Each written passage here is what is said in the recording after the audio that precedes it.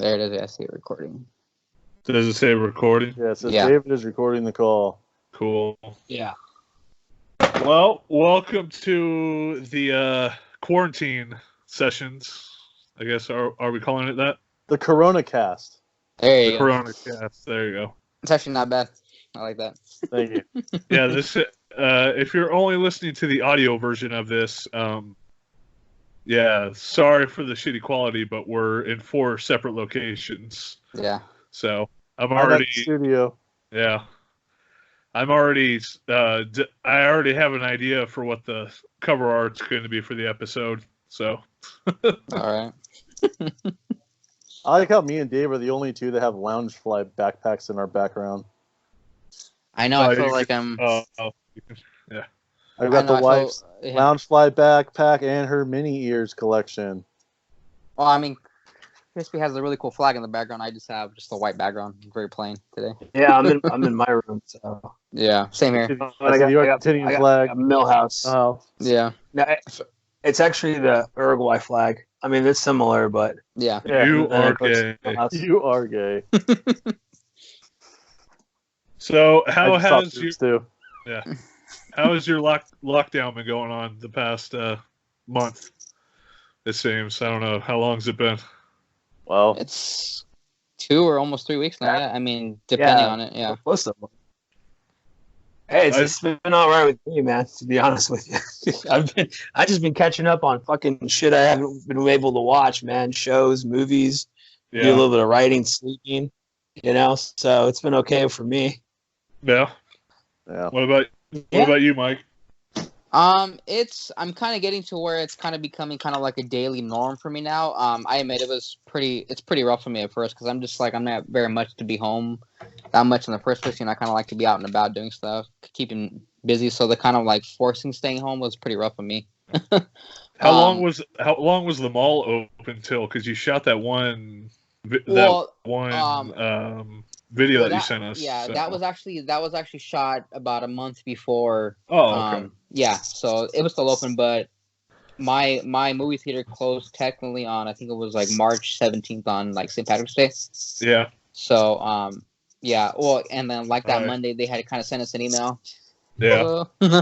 Hello. They had sent us an email saying, you know, we're gonna shut down, and then they had kind of just giving us like the bad news pretty much right off the bat. You know, we're gonna probably be close for 6 to 12 weeks at least, whatever. So you know, they were already kind of anticipating that. So yeah, told us to kind of go on like unemployment right away, kind of get that file away. So and then so you'll be getting bank. Well, I did extra unemployment that they're giving out. Well, I did get kind of like a first payment of unemployment, and then I actually got a job working at a Vons, which I start tomorrow. Yeah. So I'm gonna be kind of doing some like side work till then, you know, which is nice. So you know, we'll see. Yeah. Cool. How much weight have you? I think it's technically just work, Mike. Yeah, it's true. It's going to be work, man, because you got to claim it on your unemployment. Yeah, that's true. So. But it's cool that they have it set up through what you were saying, like you got the option through the theater. So it's like you're not working for them, but like right now, dude, that's probably going to be like a lot of people at supermarkets and everything. So that's a secure gig. But I think what everyone's saying though is that on top of that, you know, big check we're supposed to all get real soon. You know what I mean? So yeah, I mean that's the one really good benefit of it is that you can't really go anywhere, so I don't really spend any money. So I have been kind of like able to like save some money at least. So you know, because I'm not the only time I really you're really spending money is like just to pay a bill or like if I had a phone bill or something, or if I have to go out and just get like some like groceries or whatever, But that's about it really. Yeah, see, aren't you glad now you did the yearly payment plan for browsers? Yeah, absolutely. It's already there. Got it covered. Start away, It's already covered, baby. Oh man. How about you guys? Bubs, how you hanging in there, man? Doing all right. I've still been working odd shifts here and there. Mm-hmm. So my last day of work was I want to say the 16th of March. which I believe was so on the same, which so was on the a same, Wednesday, I think, or yeah, Tuesday. around the same time as me. Then yeah. Yeah. So, Okay. well, Dave's birthday was on a Friday, which was the 20th. Good job, Dave. Yes. Yep. Right. So my last full day of work was the 16th. Okay. And then I went in on the 17th, and they told everybody at 1:00 everybody's got to go home. Okay. So we went home, and then I was off for a week, which we're still getting paid, like through like emergency school funds and everything like that, which is awesome. Currently, But right? yeah. Okay. So good. That's good. that whole first week I was off, I went back to my school site, and I was doing lunch distributions because they're still honoring all the kids' lunch programs. Okay. So Good. I would go there for 2 hours, pass out lunches because we were doing this drive-up thing where drive your kid up, however many kids you have in your car, they all get lunch. Okay. Then come home, which counted as a full day. And then I did that for a week, and then we had spring break the following week, which we had to use all of our vacation time or sick time, whatever we were going to use for that. And then last week we had let's see, what did I do that week? I was off for 2 days, or I went on Monday. I worked over at the school across the street from the studio. They were doing the lunch distribution, and then they were also doing a grocery drive for underprivileged families and stuff like that. And so I helped out with that. And then we have to do, from now on, online training courses. Mm-hmm. So there's my wife. Say hi. Hello. Yeah. So they put a bunch of online training courses on our faculty hub.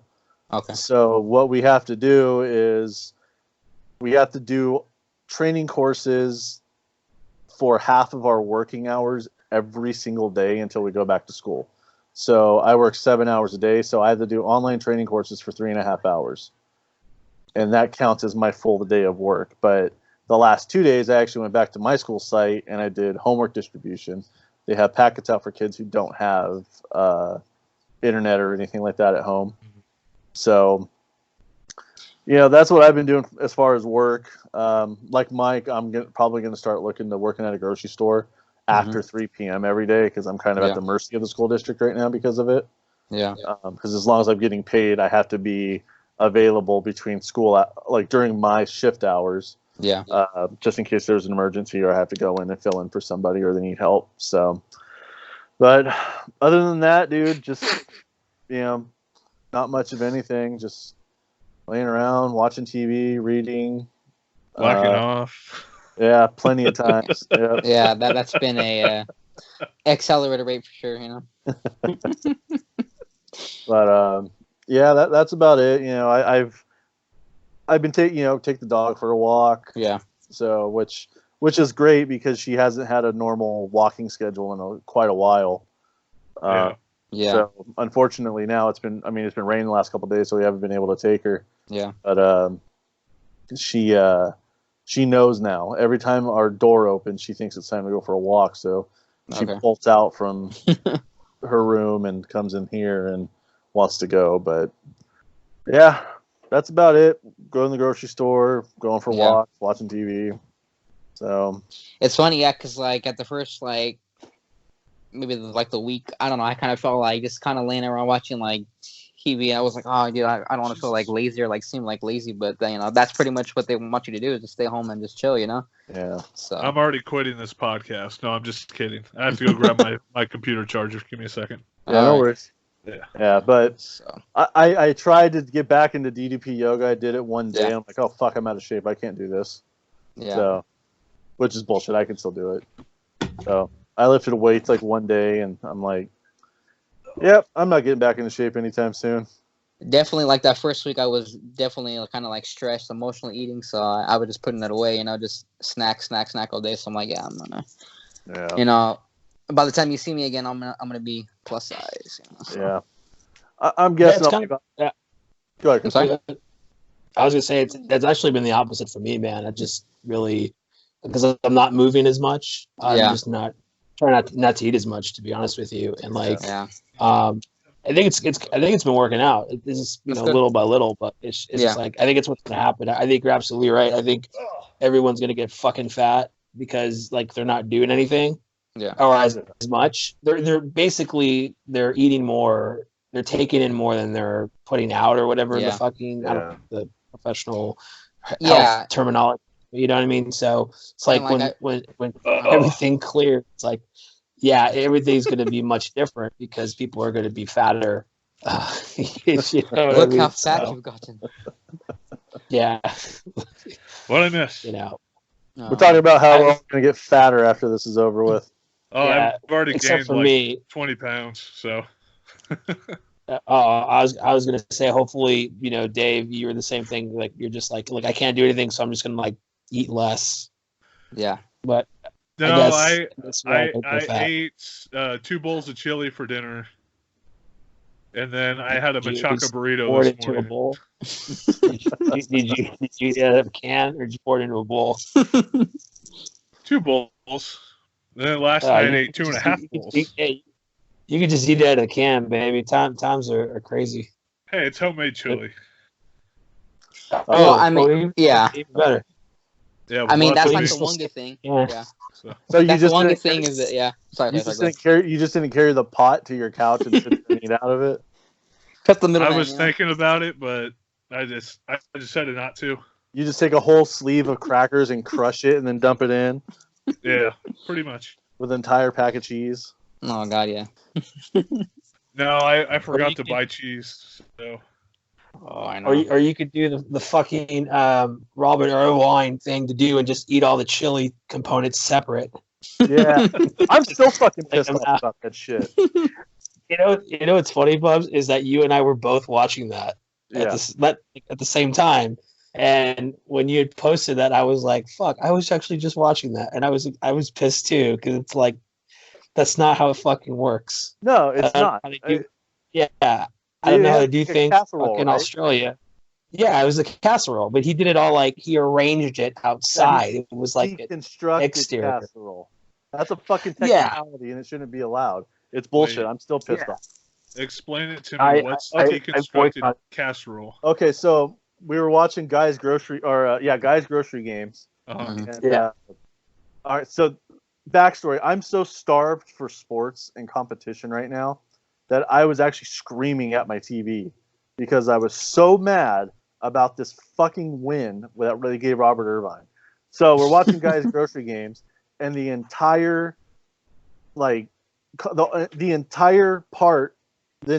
whole concept of this section of the show was that both competitors had to make a casserole. Yeah. So I don't remember what the first lady made, but she made a layered casserole, and it looked really good, and everybody liked the flavors. They said it was tasty. And then Robert Irvine comes along, and he does a fucking deconstructed shepherd's pie. Pretty much, yeah. So exactly what it was. He basically it was basically just like the meat, mashed potatoes, and the veggies all arranged on a plate. But since he used the word deconstructed, and shepherd's pie is technically a casserole, they allowed it, and they gave him the win, which was bullshit. Which was horseshit. Wow. Yeah. Because of his flavor. So pretty much he put out a plate of ground meat, potatoes, peas, and carrots. Basically. Fucking toppings, yeah. Separate. He used stripped meat, that strip steak almost. Oh, okay. Yeah, but it was arranged like you would arrange a dinner plate. But they gave him the win, and it wasn't a fucking casserole. That was a regular, arranged, like the Patton Oswalt thing with the fucking famous bowl. Arranged on a plate where you have dignity and self-respect. Absolutely. No, this was the first lady made a fucking casserole. She should have won. Yeah. But no, they gave it to Robert Irvine because of his buff muscles and his accent. Oh my God. He probably scares him. He probably did. He probably threatened to rip Guy Fieri's frosted tips off. Or maybe Gail Kim pulled in a couple of favors for him. You're right. So. Yeah, I've seen those pictures. She's not pulling anyone favors. Yeah. No, but I mean, if the challenge had been what was the best tasting dish, fine. Yeah, But it's like a fucking casserole, this isn't like a whole like, okay, is a Chicago deep dish pizza argument. This is like, we all know what a fucking casserole is. Yeah. Yeah. It kind of has, kind of definition. So it's like, hey, Mike, do you want a taco? Yeah, you know what a taco is. I give you a plate and everything is like separated. Like, here's your taco. And you're like, Yeah. oh, I have to build this? it? Like, Yeah. this is a taco. Yeah. So I don't know. But to me, the funny part was like when Bubs had posted it, and I was just like, I just saw that, and I was like, "Fuck, you know what? Yeah, I'm legit pissed off too. I'm Fucking actually yeah. extremely, yeah, No, like over the line." Yeah. He posted Walter Yeah, gift from Lebowski. Yeah, Big Lebowski. Yeah. Does anybody give a shit about the rules? And This isn't and Nom. I was Food Network, there are rules, man. Yeah. So, God. but yeah. Zero. Yeah, Yeah. I was legitimately pissed off at it.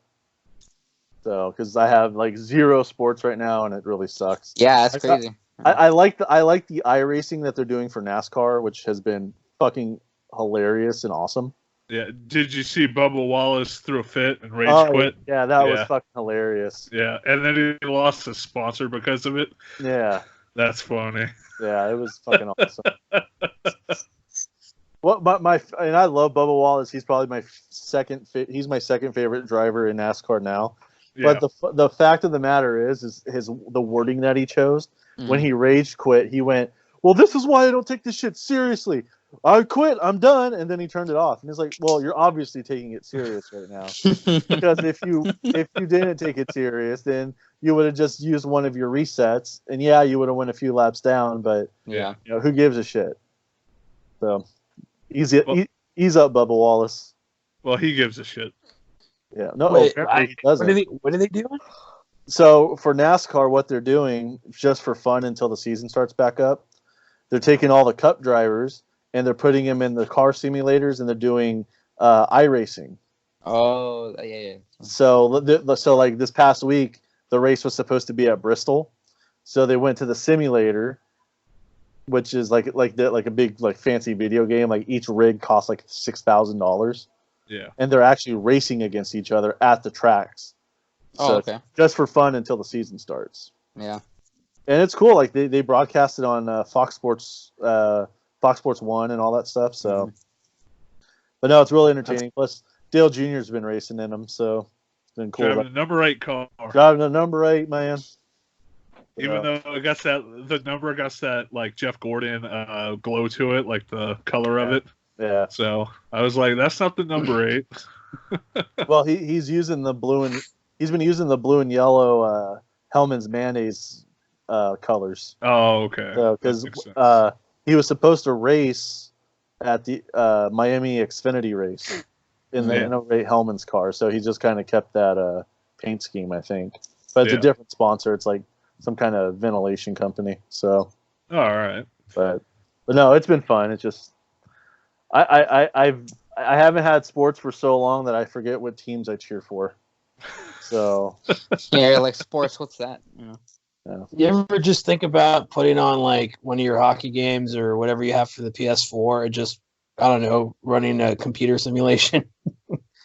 I hooked up my Sega or my Retcon or whatever, RetroCon or whatever, and I was playing NHL 94 for a couple of days. So Nice. There you go. Just to get because I mean, like that's what I like do with like I have 2K18, WWE 2K18, the one with the Rollins on the cover, and I'll just fucking simulate matches and I'll just watch it, and it ends up being a lot better than the actual shit, or you know what it is. So I wonder if because we have NHL 17, 18 or 18, 19, I forget. It's like, fuck it, I'll just throw it on and watch that. Or aren't they showing classic games though? Like here and there I know on the weekends, CBS, since last month it was supposed to be March Madness, they were showing classic March Madness games on Sundays.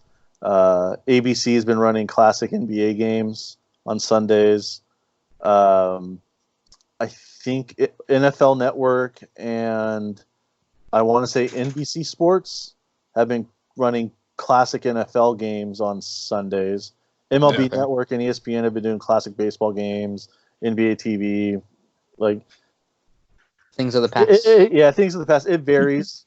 Yeah. So I know the Blues, they've been doing a season on NHL 20. yeah. Yeah, so I guess I don't know if they're playing out the remaining games. Yeah. Or if they just like started the season from like the beginning, but they always win. I think the Kings are doing it also. Yeah, Bailey, the Kings mascot, has a Twitch page, and Bailey's been playing out the rest of their season. Oh, so nice. yeah, because when the season ended, the Kings were on like an 8 or 9 game winning streak. Yeah. Oh, okay. Bailey extended it to 12, and then finally figures, lost. So, but yeah, it's pretty funny.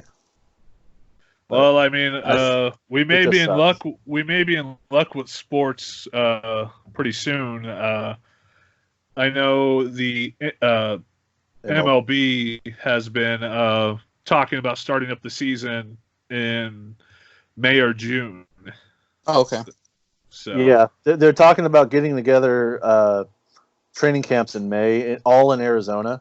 Yeah. And then starting, I think they're going to start all the seasons at like the minor league ballparks or the spring training ballparks. Yeah. And then once everything clears, they'll be able to go back to their home stadiums and everything. So I hope it. I would like to see it happen. I don't think it's going to. Just everything's kind of just very just day by day. I mean, like everything just kind of changes. They pretty much set like a projection, but every day they're just like, well, we're gonna do this now. We're gonna, it's very touch and go. Yeah, I mean, you have to kind of understand that, like, right now it's like they're trying to, get it to reach its peak, I guess, like the worse that it's going to be and everything. And then once it gets to that certain level, then it's supposed to start going down. And then, I mean, I don't know, you guys, but like, I'm anticipating this going on for a couple more months, to be honest with you, because even once everything dies down, it's like, okay, death, rates are slowing down, new cases are slowing down. There's a kind of idle time. It's like, completely gone in China from what they're saying. Something like that. Yeah, I don't know the full reports, but it's just like, it'll get to that peak, and that actually might be a good time for, like, sports, if they're going to do it. But I mean, Bubs, all you guys actually, like, would you be all right watching baseball, in an empty stadium per se? I mean, look at. I know wrestling's a little different because it's more of like the theatrics and everything, but like, I mean, how would you guys feel about watching sports in an empty arena and all that?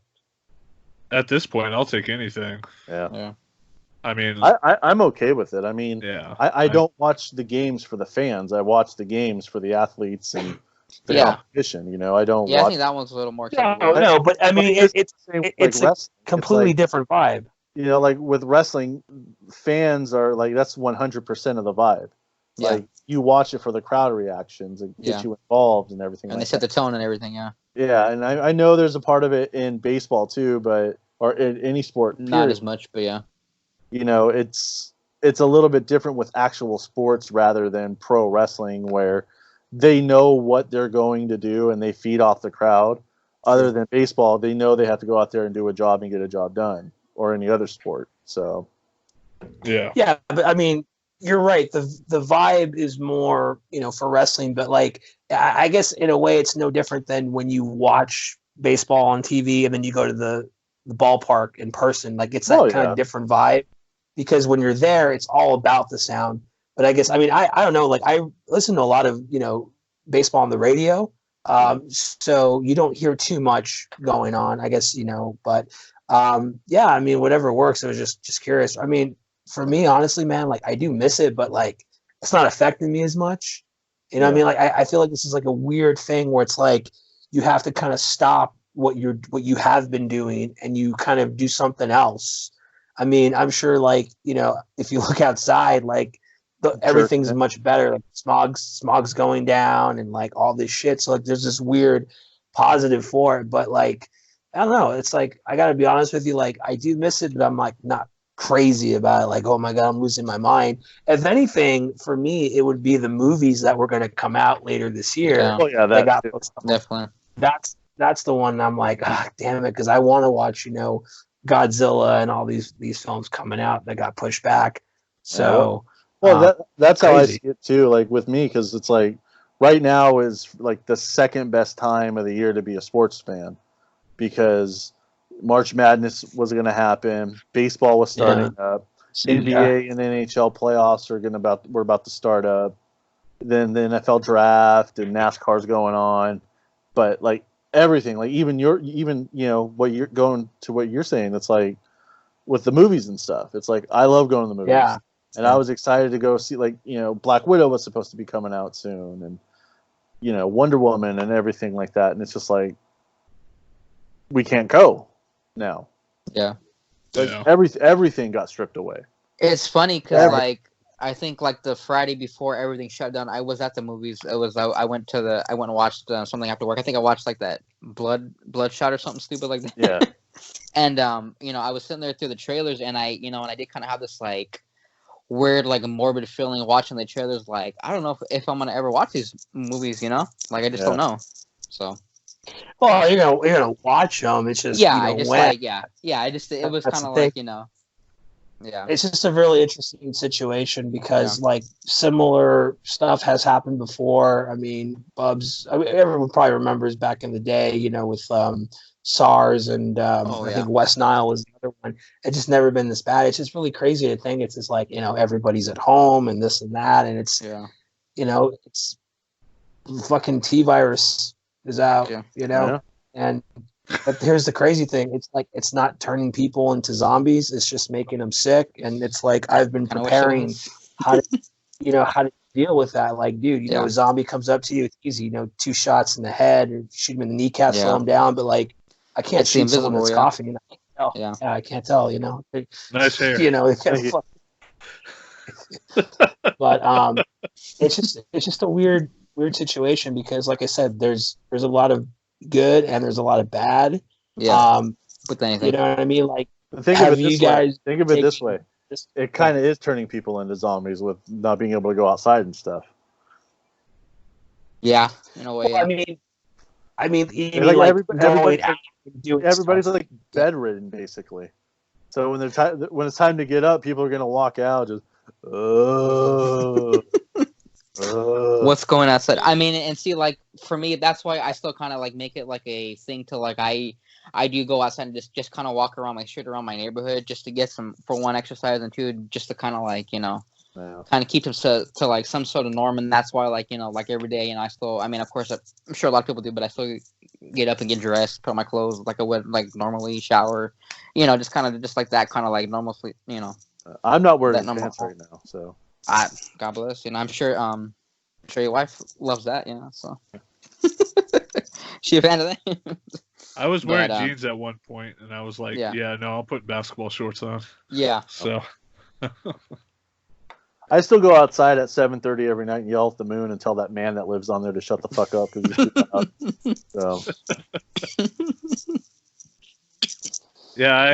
So.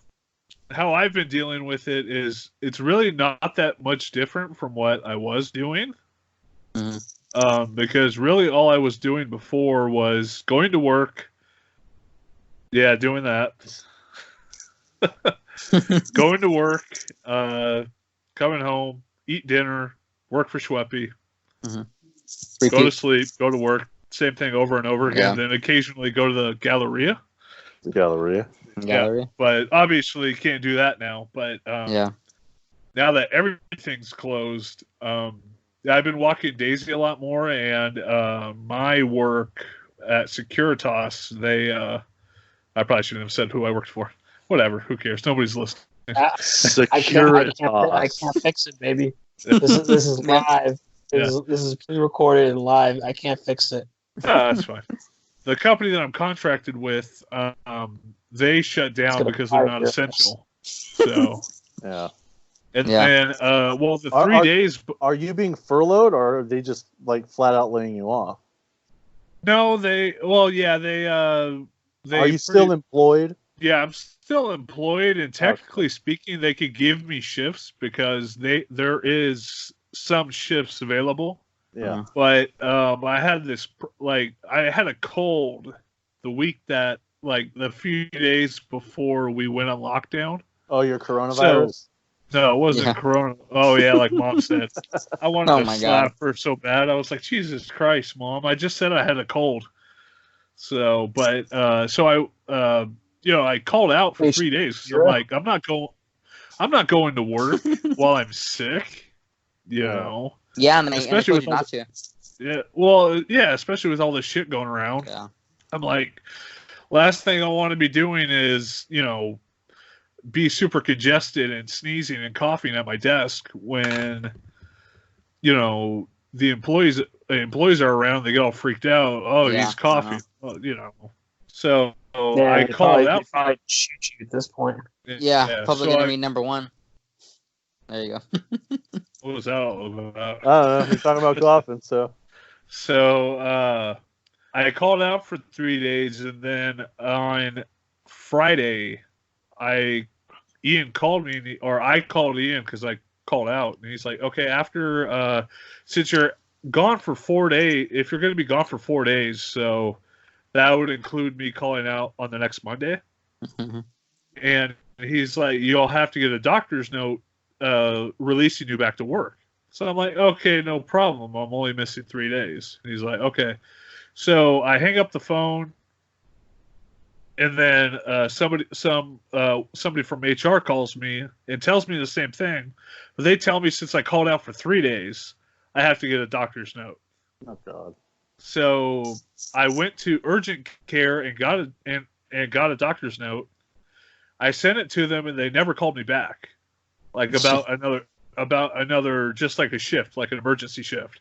Because after I went to urgent care, I called Ian again. And I'm like, "Okay, I can come back to work on Monday." And he's like, "Well, there's really no point because of the company that I'm contracted with. They closed for now." And I was like, "Okay." So he's like, "So just call me." He's like, "I still got plenty of shifts available and everything." So I'm like, "Okay." And then so I call one of my other bosses on the next Friday and say, "Hey, is there any shifts available or anything that I want to work? Give me some hours." So he put me at a place, and then he Wait, did you say put you in your place? No, he put me at a location. Listen here, Bankston. I'm sorry, dude. It sounded like he said, like, "Oh, he put me in my place." I was like, "Damn, dude, you're just looking for work." No, he assigned me to a site. Yeah. And then, I got you. And then he called me a couple hours later, and he's like, "Oh, did you ever send the note?" And I'm like, "Yeah, I sent it to Ian." Yeah. And he's like, "Oh, okay. Can you send it to me?" So I sent it to him. And then he called me back. He's like, "Oh, no, this note won't do." And I'm like, "What the hell are you talking about?" It's a doctor's note saying that I'm excused for 3 days or whatever it was. And he's like, "No, it has to say that you're released to go back to work, like specifically on this date." Wow. So I called urgent care and I'm like, "Hey, can I get a new note that says that I can come back to work?" And they're like, "Oh no, we don't do release notes." And I'm like, "Why didn't you tell me this on the other day when I went in?" And so I had to make an appointment with a primary care physician to get a doctor's note. Jesus. Yeah, that's so this is like the most expensive doctor's note I've ever had to get in my life. Yeah, when I went to urgent care for my tooth, yeah, they were like, "Yeah, go back to work this day. Here's your doctor's note." They signed my release. They gave me a release note right then and there. Yeah, that's good. Yeah. So even when I went to the dentist, they're like, "Yeah, go back to work this day." Yeah. So I ended up sending the note to my other boss, and he never called me back. So I'm like, "Okay, whatever. I'll just wait for him to call me." I mean, if there's no shifts available, there's no shifts. So, I mean, they said there was plenty. They seemed to want me to work that one day when I called after I went to urgent care the first time. So, but I don't know. So I'm kind of going back to how I was like 3 years ago, which is kind of weird. Like I just just working for Schweppy and just sleeping all day and then taking Daisy out during the day. Brought a friend. Sorry, guys. This is I'm not, like creature. You are where we could see you, right? Right. I don't know if you like turned the video off. He's having private time now. Yeah. So I would say today was the first day that I felt normal. Because I didn't feel normal like the past 2 weeks. Just because I wasn't like doing my typical schedule. So because you're a genetic freak and you're not normal. But today I had to take Daisy to the vet because she had to get her teeth cleaned. So she's out on the couch right now, all stoned out of her mind. So she's having a good old time. Yeah, she was high as a kite. She was like, I was walking her out of PetSmart, and she was like kind of walking to the side, like she couldn't walk a straight line. She was just like kind of drifting off to the side. So, yeah, she was high as a kite. The dog's mine. That's funny. Oh my god. Yeah, it's definitely been and it's funny too because like to me anyways, it just feels like we've been on like lockdown for like decades, but it's really only been a couple of weeks, so Yeah, I understand what everyone's saying, but like for me, it's like I think obviously there's can't go out, hang out with the boys. I haven't seen Jeremy in a couple of weeks. I'm not gonna be able to see Matthew for a while. Those things, but like I don't know, it's just like being at home, like I miss going to the gym, and I'm trying to figure something out here at the house. I have some weights somewhere, some stuff like that. I've kind of been taking it like a little vacation because on vacation you're supposed to do things a little bit different. So I feel like I have that set up on my I have it on a USB drive, but I'm using the opportunity. I'm treating it like a vacation where like things are supposed to be different, but sooner or later you have to get back to a norm. So that's what I'm doing. But I gotta say, it's are you working from home, Crispy? I am, yeah. So for me, it's like I'm working the same hours. It really fucking Jesus Christ! What was that? Did you sneeze? No, I think he shit his pants. Oh, I see what he did. Hey, for old time's sake, there you go. I think it sounded like tradition alive. It sounded like like you sneezed. So. Yeah. It was a butt sneeze, My asshole coronavirus last night, so I literally shit nonstop from about 6:30 to about 2:00 in the morning. So Taco Bell. No. What did I have? What did we have for dinner last night? Nothing. Hello? Pizza? Yeah. Oh, pizza. No, that was Wrestlemania. I don't remember. No. But to answer your question, I am, and like we have a stupid fucking program that monitors the computer, like how many mouse clicks and keyboard activity. It's fucking bullshit. You know what I mean? Like, I'm not even fucking kidding with you. So it's like it records how active you are throughout the day. So every time you go on to hotcock.com during work hours. Well, what it does is it takes a random screenshot of your desktop. So it like records probably increments of them from like 10 minutes. hotcock.com. Yeah. No, because that's what he wants. He wants the bus like to catch you on your computer looking at other shit. But all my stuff is like work stuff because obviously like I use my fucking phone. You know what I mean? Right. So, but the thing that sucks though is this like it's supposed to monitor how active you are. Well, like not every single fucking second of what I do is using the computer and the mouse. Like I'm reading shit. Like the fish Dave has the same problem because he basically proofreads articles. Yeah. So he's sitting there and he's reading the shit And then it's just like, oh, you're, 50%, 54%, activity score. This is really low. And it's like, well, I'm not clicking the mouse. I'm not going to sit there and read and like click the fucking mouse like an idiot, So it's just like, yeah. But for me, it's like nothing's really changed in terms of work wise. Yeah, because Jack's still fucking with you. Yeah. Yeah. Oh my god. Yeah, asshole. And it's just like, I might as well have a fucking camera. You know what I mean? Yeah. But yeah, so for me, it's still, it's still going. And it's fucking weird. It's like we're actually getting a lot of orders. Like people are like fucking idiots, man. Everyone's buying bicycles to go out and like ride and shit. Like I get it.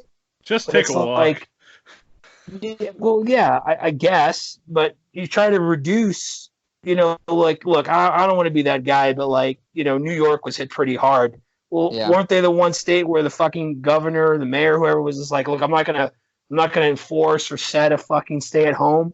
And then what happened? People got fucking sick, and then they're like, okay, well now everyone stay at home, and now it's like hospitals are filled up and all this shit. It's like, dude, like, be better about it. Like, don't go out riding your bike. You know what I mean? Like, if you're gonna take a little walk around, outside of your house. If you're in an apartment complex, you walk around the apartment complex, you do all that shit. But like, it's fucking crazy because we're doing fucking business is really good. But UPS and FedEx and all that shit is slow. And people aren't understanding this. They're like, where the fuck is my package? Where the fuck is all this shit? Like, like, the world is ending, right? Like, you understand that this shit's happening. So in New York, it's funny in New York before they put the stay-at-home law in or whatever. They had everybody was out there playing basketball, and then the day that they announced it, they went to every single public park and took every single basketball hoop off the backboard. Oh shit! That's when you put up a peach basket. Yeah. They pop the blob. Right, get a nice little spear there. They're gonna nail up a milk crate up on a tree. Oh my I didn't send you to go-kart camp. No, but I mean, like, you get what I'm saying though. It's just like all these people, like, a couple weeks ago that weren't taking it seriously, and now people are taking it super seriously because it's like, getting sick and like, all this shit. It's just like, I don't know. It's weird. Like, I'm happy that I'm still collecting a paycheck on a regular basis, that there is work, but I'm also concerned because this is like a lot of what we do is outdoor stuff. And it's like, you shouldn't be doing it. It's weird because we also do water filters. So right now that's a big thing, which makes perfect sense. People are all about, making sure their water supply is good and all this shit. So I get it, but it's just like, why are people fucking buying bikes and engine kits and all this shit, So I don't know. It's fucking weird. Yeah. You know what I mean? But like, I'm not spending extra money. So like, for me, it's I work and I'm saving. Fucking A, dude. God bless. I mean, I can understand people buying stuff for like to go outside because being inside for so long, it does make you stir crazy. So. People do get stubborn though, because I remember I was going by the park the other day, and there was like a group of like 10, 12 people just playing like a big soccer game on the field right there. Yeah, that I was like, I don't think that's a good idea. Yeah. that I don't understand. Yeah, I've seen that near me, and I'm just like, do you not realize that this shit is going around? Yeah. I mean, this is how this shit spreads, is when people decide, oh, we're going to do physical activity together. No, you could go outside and take a walk. That's fine. You can go for a bike ride. That's fine. Yeah. Don't congregate with like 15 people and, play tackle football or soccer or basketball. Mm-hmm. It's stupid. Don't go. Yeah, but that's the thing that's wishful thinking. But like with our clientele, that's not fucking happening because these are people like, oh, I'm gonna fucking cruise around and me and I go to hang out with my buddies and shit like that or whatever it is. You know what I mean? Yeah, like it's just weird that like it's happening. You know what I mean? Like it's just like so much fucking thing, and then people still aren't. And like I don't know. Like you guys don't keep up with the news on a regular, do you? like just you're not watching it. You just every now and then or whatever. Here and there, yeah, here and there. I'm on Twitter. It's just like way too much. Okay, but you know how it's like they have like the fucking world count and then like the U.S. count, like it's fucking numbers and like people and all this shit. It's just like I don't know, man. Like for me, I'm taking it super, serious and really being precautious. Like I said, like as with my mom especially, and like I haven't gone out in public. I think is the better. Like I've gone outside. Like I live in a house and I have a nice backyard. You guys remember we came over for my birthday that one time. I have a pretty open space. Get some air. But it's just like I'm just like, hey, just ride it out because I don't want to take any chances. Like I'm just trying to be super super smart about it. And then like what's crazy too, I was just talking to my mom about this, is like, hey, like it's also cold season too. Like people get paranoid. You start getting the sniffles or you start getting this and that. Like, oh my God, I got it. I fucking have it somehow. It came in through the fucking mail slot. It's here, whatever. But and a lot of times it's just that. It's just the cold. Yeah. Yeah, that's a fucking crazy thing too. And there's all these like fucking conspiracy things going, like theories, and all this shit. Like it's the 5G one made me laugh. Oh yeah, that the 5G towers were causing it. Yeah, that one made me laugh. I'm like, I can't believe people believe this shit. I'm like, well, no, it's happening anyway. So it's happening because people, don't cover their mouth when they cough and they eat bat. They spit on the ground and shit. That's why it's going around. It's not because they just like flat out sneeze on people. Yeah, it's not because it's not because somebody wants faster cell phone speed. Yeah. That's just kind of like the ignorance of people. So. Yeah. You know what though? Like, hey, there's so many. I don't know. Really, super quick. There's so many fucking crazy conspiracy theories. But my favorite one is how like pigeons are like robots and they're recording everybody. Oh man, I sure hope so. It's great. No, because you know how it started. It's somebody said like, have you noticed that you don't see like baby pigeons? Like you've never seen a baby pigeon, right? So it's like all the pigeons are like fucking fake. There's this theory. I don't know. You have a chance, like it's on the internet somewhere. It's really fucking funny, but no, it's like I don't know. Like I'm just taking advantage of this time, and I like like to go out and hang out. Hang out with the boys. Mike, you and I are always out. What, you hear the Undertaker? Hanging out. Yeah. I did hear the Taker. Yeah. Yeah. So I'm taking this time to catch up on shit. Like, dude, I finally got around to watching Rescue Me. You know how often you guys were talking about that fucking show? Oh yeah. Yeah. Can I just say it's fucking fantastic? I mean, it really is fucking good. Yeah. It's so good. You're gonna be disappointed once you hit season 4, though. After season 4, I like season 4 is okay. Yeah. Season 5 and after though, it's Season 3 is definitely the highlight. So.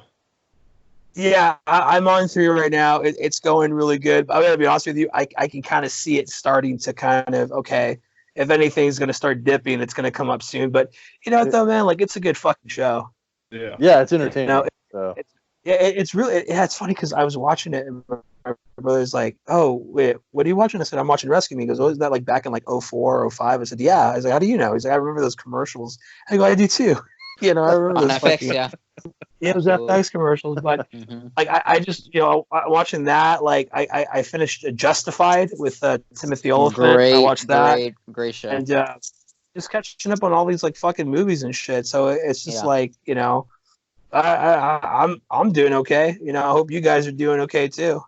Yeah, I've been watching The Fresh Prince again. I'm already on season 5. So. You're doing it that's because you did King of the Hill and you did Boy Meets World, so now you're done. You're going to and then I'm also playing the show 20, so that's how I'm getting my sports fix. So, right on. Yeah, gotcha. I'm doing my career, and I'm already like 8 seasons in. There you go. I haven't really watched anything new or played anything, but I did start watching Seinfeld because I never really watched it before. Yeah. What do you think of that? It's okay. It's pretty funny. There's been a couple episodes where I just fucking died laughing. So, but it's been pretty good. I watched. I've been watching Harley Quinn on DC Universe. How's that? It's hilarious, dude. Dude, the fish told me about it. It says it's fucking great, man. What? Oh yeah, it's Elizabeth says it's bloody. So I did see this. Yeah, I watch it. I watch it when she goes to bed, and she rolled over the other night, and I was watching it on my phone, and there was a scene where someone gets a shotgun blast right to the skull. Oh shit! On the camera. No, it's fucking hilarious, man. It's very well done. I did watch a trailer for it, and I think I heard a part where Harley Quinn's talking to Batman, and she's like, "Is this where you fuck the bats or something like that, or something?" Yeah. Like that? Bane. It's very Bane is like such a pussy in that show. Bane is the best kid. Well, I don't remember the character that Will Sasso plays. He plays this like Zeus type character. I don't remember. He's only in for one episode. That's been my favorite character so far, but Bane is the best on there. Oh shit! Because yeah, dude, I want to watch it. He's dressed up as traditional Bane with the mask and the tubes and everything like that. But they use an exaggerated version of the Dark Knight Rises voice. Oh, okay. Yes, they do. Yeah. He's always like, "Coffee is the bane of my existence." But it's fucking funny, dude. Fish showed me a scene with like him and the Joker where the Joker takes his food and he's like, I'm gonna eat this. And he's always talking about talking about exploding things. Oh my god. Yeah. So, and he calls them explosions. Explosions. Yeah. And then isn't there like you're up to date with the show, right? You've been watching the episodes? Yeah, I'm on like I think I've got like 2 or 3 episodes left of season 1. Okay. And then season 2 started last week. So sick. But isn't there like an episode where like Damian Wayne was like wanting to have Harley be his like nemesis or something? Yeah, that's a great episode. Yeah, it's funny, man. Like I have, like I said, I haven't seen it, but like the Fish talks about it all the time. He has the DC app. He's supposed to help me. My wife soon, so my Jericho ponytail. Shit, but like, have you been watching like other shows on there? Like, have you seen like Doom Patrol? Seen that? No, that's my next one. I'm gonna watch as soon as I'm done with the. Hi, babe. As soon as I'm done with Harley Quinn, because after I watch an episode of Harley Quinn, I've been watching one episode of the New Adventures of Superman. Oh, okay. So, because I watched every episode of Batman the Animated Series, so I want to go back and watch Superman because I didn't really watch a lot of it when we were younger. I've watched episodes here and there. Yeah, I think same here and there. Yeah. Yeah, so I started watching that as well. I watched the one on the WB, right? Yeah. I watched. Sorry, Dave. Go ahead. I watched the Justice League show like last year. Justice League or Titans? Justice League, the old the one. Yeah, the cartoon. Yeah, the one that like preceded animated series and such. Yeah, so, like that was pretty good. It's a quick watch though. Like I think I was pretty much done with it after like 2 weeks. Yeah. So it was yeah. So I mean the animated series alone is enough to have the app, I think. So yeah. I've been reading the comics too. I read Kingdom Come. Mm-hmm. It took me. I would read like one book a night because it's like 70 pages per book. Yeah. So, but no, I actually like the DC app. But Harley Quinn alone, and of course the Batman the Animated Series, it's worth the $8 or however much it costs a month. So yeah. But no, Harley Quinn's great. Like I said, I haven't really been playing video games or anything. So I give Elizabeth the TV and I take the laptop. Yeah. So I was about to say I'm surprised since you got the PS4 that you didn't buy the show. So well, I had to put money towards food and ammo for when I go out to buy toilet paper. So seriously, I actually was able to buy toilet paper on Amazon. I've got two 30 packs at the house. Yeah. So, so if you guys have trouble getting toilet paper, just let me know. And surprisingly, our Walmart has actually stocked up pretty well. Like people are finally smartening up and not buying everything. Yeah. Panic buying, yeah. Well, shit, I went to Albertsons. We went to Food for Less today to buy groceries, and I had to go to Albertsons to get a couple of things that they didn't have there. And they actually, Albertsons for the last 3 weeks hasn't had any toilet paper at all, and now they're finally starting to replenish everything. Yeah. Like even frozen pizzas, all frozen pizzas were gone. Mm. But now like everything's been replenished and things are looking pretty good. So Ralph, people are finally relaxing a bit. That's why. Yeah. You know? I hope so. It's about fucking time. Ralph stays in stock pretty well. Like, there's like a few different types of pastas missing, but I was able to buy pretty much everything I needed for like the last couple of weeks. So yeah. So I mean, for me, not personally, but like the hardest thing has been like baby wipes because Liz hit me up about it. You know, she was like, "Hey, you know, we can't, you know, find them," and I was like, "I'm probably not going to be able to find them either," you know. But I said, like, "I'll check," and like it's crazy because it's like I literally would go on Amazon every fucking day for like 2 weeks. I was going on, and then nothing, and then finally, by the grace of God, there was like they had some, and so I bought it, you know. And I was like, oh, I should, because, you know, they're like, I don't know, like a big box, 7 packs or 8 packs or whatever it was. I said, I should buy 2. And I was like, no, you know what? That's fucking, I'm not going to be greedy like that, you know, because like we're in this position because people are fucking panicking and they're sitting with all this shit. And, you know, it's like they're not even going to need half of it. So, but food wise and toilet paper, like, luckily, like, we've been okay with that. Obviously, some of the more luxurious food, you know, whatever, but like the basics. Yeah, I'm able to find, you know, like my brother's been going shopping. Like we've had one person leave the house, and it's him because he has to go to work sometimes, so he has to be out and about anyways. So he'll go, which reduces the contact factor. So he'll go to like Sam's Club or like Albertsons or Vons or whatever, and you know we've obviously now it's a lot better. But before it was like you couldn't find shit, you know. So. But it's gonna get better. It's just I don't know why people fucking flip out. Like, you know, like we don't fucking import the food from every like coming from everywhere. Like some stuff is local, and we have fucking food banks, or we have we got plenty of it. On reserve. Yeah, so it's you know everyone relax because if the food's gone, then we start shooting you. The first eat you. The first time the first time we went grocery shopping when the stay-at-home thing went in effect. We went to Albertsons and there was a lady, I swear to Christ, she had probably about 600 frozen burritos in her cart. Holy shit. Yeah, but that could have just been like the normal thing for her. You know those little small black carts that have like the 2 levels on them? Yeah. Tried to stack them all on those 2 little carts. She wanted to scan them box by box, but they told her, like, we don't do them box by box. They're individually wrapped, so you have to scan every single one of them. So she's in the fucking self-checkout line. Boop, boop. Oh my god! Boop. About 3, and she had like 3 carts of those little carts full of frozen fucking burritos. You know what's funny though? Because I hope she shit her fucking lungs out, dude. Seriously, oh my god! All that it held all back that process. The line.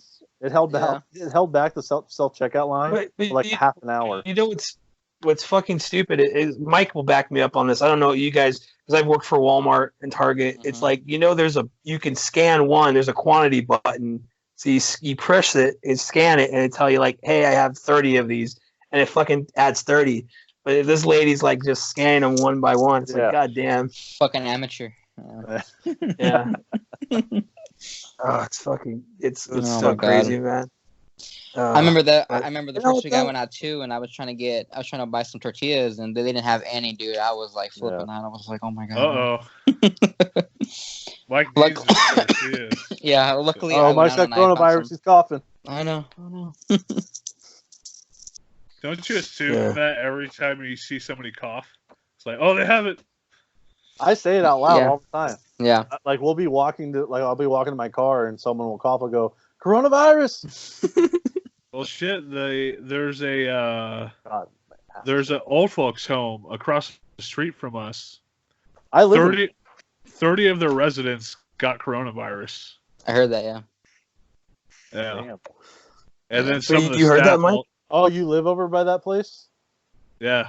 Oh, damn, wow. Dude, good for you, Mike, keeping up to date with like what's happening in Riverside. That's right. Are you guys forced to wear masks now outside? At school, yeah.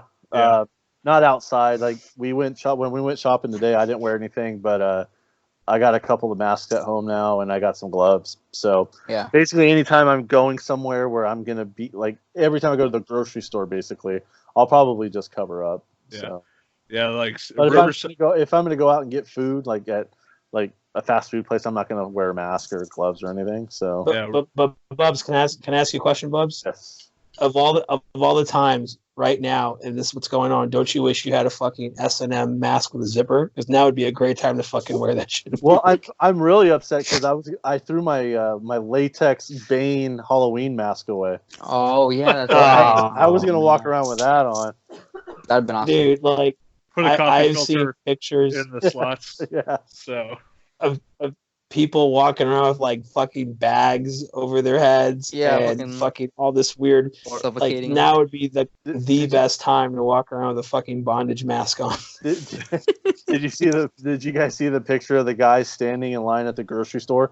He has a mask on and gloves, and he's sitting there and he's actually eating chips with the gloves on his finger. Oh god. Yes. No, I haven't seen that. Super counterproductive, yeah. There's some Elizabeth tagged me in a post. I'll have to send it to you guys. Of like all of the creative ways that people have been wearing masks, or like using objects to create masks. It's so fucking funny. Yeah, I've seen like the those like for the kitchen sink, those like yellow and green like pads. People will put that shit over their mouth. My favorite one is when people just flat out put plastic bags over their fucking face. just a couple of deep breaths. That's right. You know what? I gotta tell you, I gotta be honest with you. If you're the kind of person that thinks that's going to be the solution, go for it, because you are going to be the solution to someone else's fucking problem if that's how you think. So I saw someone actually I saw someone put a vagina pad over their face. Yes, we know them. I saw someone who made one for their cat. They have like ventilators for dogs, like like the ventilating masks. So. This fucking thing was homemade. So wow! I'm about to say because I was talking because we were looking for masks online. I ended up finding some like the biker ones. Yeah. And that's what I've been wearing. Then Claire, she actually made a few homemade ones. Yeah. Oh, okay. Like, and they actually look really good and they're pretty effective. But yeah, that's even better than what I've seen. Like Riverside, they made it mandatory for people to wear masks. Oh, they did? Yeah. Like Claire's work. We don't have a mandatory here, as far as I know now. Yeah. Mike Dewey? Not that I know of. No. Like Claire's work, they told she has to stop. They have to stop people at the door and say, "Hey, you have to have a mask on if you're going to enter the store." So, and then if they don't have a mask, they'll give them a rag to put over their mouth. Something. They'll hold over their mouth with chloroform on it. Right. Probably be more effective. Yeah. With some of these people, I swear. But yeah, like Riverside County. Yeah, Riverside. People in Riverside have been a lot smarter. Pretty much I've seen. It seems like 75% of people are wearing masks. Like, I don't understand why you wouldn't if you're going to the grocery store, or I understand if you're just taking your dog for a walk or something. Yeah. Because you're on just a street by yourself. It's not really necessary. I wear mine no matter what, but yeah. It's a kind of a pain in the ass sometimes. You know what, dude? That's why people bareback it, bro. That's exactly why people raw dog it. They don't want to go through that. Now you know. In a weird way, now you know. That's why people do that shit, dude, because it's a fucking pain in the ass. Yeah. The difference is, though, if you forget to pull out in this scenario, you're fine. You'll be okay. No, I don't think there's a mandate. I think we only have 1 or 2 cases reported in Rolling Heights. Yeah, which it's not very. Yeah, thank God. Weird because it's if you think about it, we're fucking ground zero. Yeah. So yeah. But a lot of places locally, Like I think Whittier probably has like double digits, but like where me and Mike are, it's pretty slim. I don't know. Like I haven't really been following reports. Like I don't know how's Fullerton over there, Bubs. Like what do you know? We've had a few reported cases here, but like nothing too alarming. Yeah, I think we've maybe had 14. I think was the last that I've heard. So I'm actually looking it up right now. Like, which is crazy because like even on like the weather app that I checked, like it even has like a little like like a thing on there like when you go and check the weather, like oh well California has this many cases or Los Angeles or whatever. So yeah. Yeah, people just need to stop being stupid. Yeah. Stay at home for a couple months, and it'll go away. Although I know I did hear on Monday though it was like one of like the lowest days, which was good. So yeah. So as of right now, there's been 21 cases in Fullerton. Oh, okay. So yeah, it's higher than here. Doesn't seem too bad. Yeah. All of them at the Hollister, Yeah, I could probably think of 21 people in Fullerton I don't care about, so I think it works out. Oh, yeah. Absolutely. Probably majority of them just probably were hanging out in front of the fucking slide bar. That's right. I think it's right down there. So, fucking A. It's the new plague. Yeah. That's what it is. I'm looking up all the nights now. I'm looking at the counties. Yeah. Riverside County has 100. It has 1,016 confirmed cases. Really? So, yeah, but that's the whole county. That counts the whole thing. Everything. Yeah. So. You guys are LA County, right? Yes. Yeah, we're on the outskirts. Yeah, I mean, you guys are pretty much like Orange County almost. So. Yeah, it's kind of that like weird kind of border of everything. We're fucking Dragsville. That's where we are. We're like right there. We're like we're playing both. We're finger fucking both LA and Orange County. That's where we are. That's right. Yeah. Because it's weird, because it depends on which direction we go. Because if we go over one hill, we're going into Orange County. But if we go over the other hill, we're fucking LA County. LA all the way. But yeah, we're LA County. Yeah. Yep. It's not giving me an exact number. Nah, it's fine. I try not to like follow. I think it's good to every now and then because I was doing that for a while. Like when everything first happened, I was like kind of following it like on NPR or whatever it was, and I'm just like, this is fucking depressing. Yeah. That number is gonna get higher and higher, and then fucking and then every fucking day with Trump and his like fucking reports, like bringing in the ShamWow guy or the MyPillow guy. Daily coronavirus sponsored by MyPillow. So presented by Google. Great guys. Yeah, it's like I love how they're committed to like report every day, but they don't report shit on any given day. Like I don't know what's going on other than like doing good. Yeah, go ahead, Bubs. Roland Heights has 8 confirmed cases. Oh, okay, 8. As of right now. All at the S Plaza. You hear that, Mike? Yeah. I'm gonna go grab another beer. I'll be back. Cold beer. So, what was I gonna say? Fuck it. Shit, man. Yeah. So, like, I don't follow that shit because it's like there's nothing to report. It's just like we're the team's working on it. Hey, we're working on the vaccine. The fucking ventilators are coming. All that shit. That's that. So it's like I don't follow it anymore. I think it's like anything. Like, like I said, it's not gonna change from day to day. So you just kind of like respectfully, maybe every Friday, kind of just check in. I check in every once in a while. Yeah. I mean, not too much can change. Like for me, it's just about my community and like my bubble. Yeah. I really fuck everybody else. I mean, I feel for the people who live in like New York City and San Francisco. Yeah. Not so much San Francisco, but yeah. But I feel for the communities out there that are struggling, but it's not too big of a deal here, and I don't think it's going to be. Mm-hmm.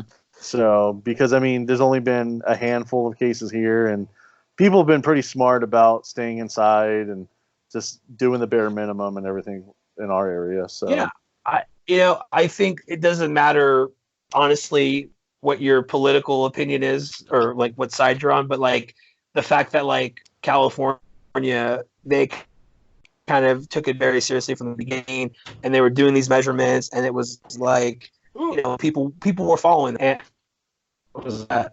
Oh, it's a spooky ghost. But you know what I mean. So it's just like I feel bad for people that are trying to do everything correct, and then people around them are fucking up and all this shit. Like I feel bad because there are situations like that. People, fucking assholes, man, are out there and shit. But like I don't know. I think this is a good time to like do something different. You know what I mean? Like take this opportunity to I don't know.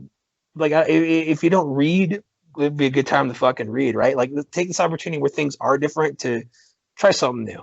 That's what I think is like. I see the opportunity with this being created, what's going on right now, because dude, you guys know me pretty well. Like I wasn't really much just kind of, I'm going to kick it at home by myself. I'm going to stay back. I like hanging out with everybody and having fun times. But like now I've actually enjoyed staying in and being by myself and not doing shit. You know what I mean? Like I see the charm. I see the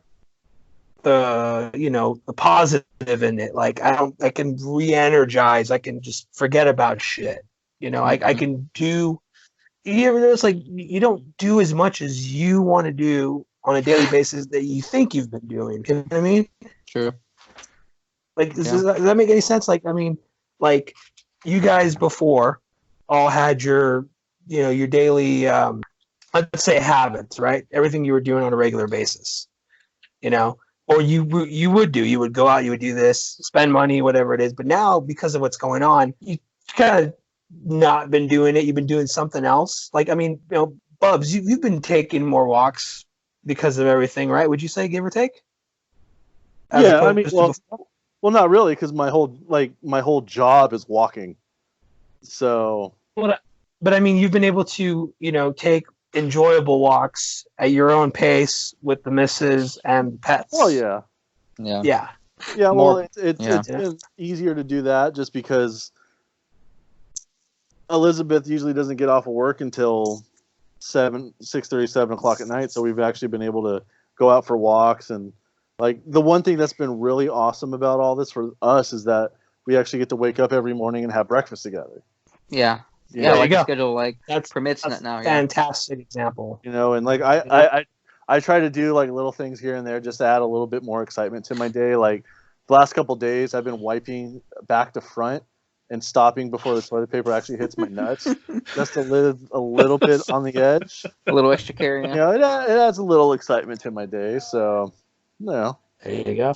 Yeah, you gotta try. You gotta try new things. So, yeah. I think I just grossed out my wife. But do you get my point though? It's like I don't know. It's weird, like because people. I've talked to a couple of my friends the last couple of days that I haven't talked to in a while, and they're like, "How you doing? Are you okay?" I'm like, "Yeah, I'm not fucking. I don't have cabin fever. I'm not going crazy. I've actually kind of been enjoying a lot of the. It's like okay. I think the best example that I can use is like when you were working and maybe you lost a job and you were on unemployment for a while. Yeah. And it's like, for the first maybe month or two, you're just like, I'm going to enjoy the shit out of this. And then you start focusing. It's like that, like, this isn't going to last forever. It's not as bad as everyone thinks it is. So I'm using the opportunity to, try something new, do something different, I'm actually eating a lot better too, which is weird. It's like we have all this food, in our cabinets and in the freezer that we probably wouldn't have eaten normally. Now we are eating, which is that's true. Yeah, nice. like I'm doing a lot more of a lot more like home cooked meals, and like not as much processed or fast food, which is good. So yeah. And I mean, like I'm sure, like everyone else, like you guys aren't spending money on the norm, right? You got a little bit of money saved up, is that right? Yeah. Nope. Nope. No.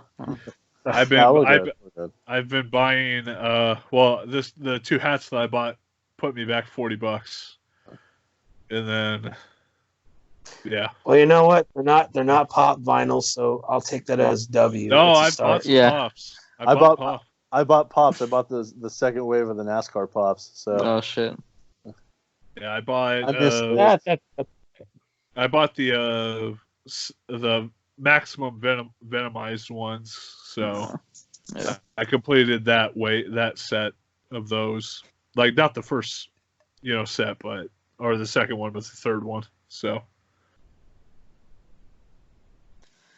it's more time to go online and buy pops. Yeah, I guess so. I guess some things don't change. Oh yeah. Not much has changed for me except for actually going out, and that's it. Like I'll still go online and I'll still like if there's something that I want, I'll still like buy it and everything like that. The only thing that's changed in my life is I just don't go anywhere. Yeah. So I go to the grocery store. We'll occasionally go get something to eat for pickup, and then we'll come home and we'll watch TV, and that's it. So not a whole lot has changed. Like I really haven't really started anything new. Like I joked earlier about like doing DDP yoga. I did it for one day, and I'm like, yeah, I'm too fat to do this, so I'm not going to do it anymore. And then I lifted weights the next day because my blood sugar shot up to the roof. Oh, okay. So yeah. And then I'm like, I'm going to start lifting weights again. So I went and grabbed my barbell out of the garage. I haven't lifted it in like 4 days. So one and done. Yeah. I fucked up my knee walking Daisy. Just getting off the couch. Well, no, I don't know what it is. Like my knee isn't swollen, but it's sore. It's the weirdest thing. Yeah, I mean, and that's part of why I do the walks too, because I mean, like especially in my situation, like blood circulation in my body is so very important, so I still kind of have to like keep active at some, point. You know what I'm saying? So, yeah.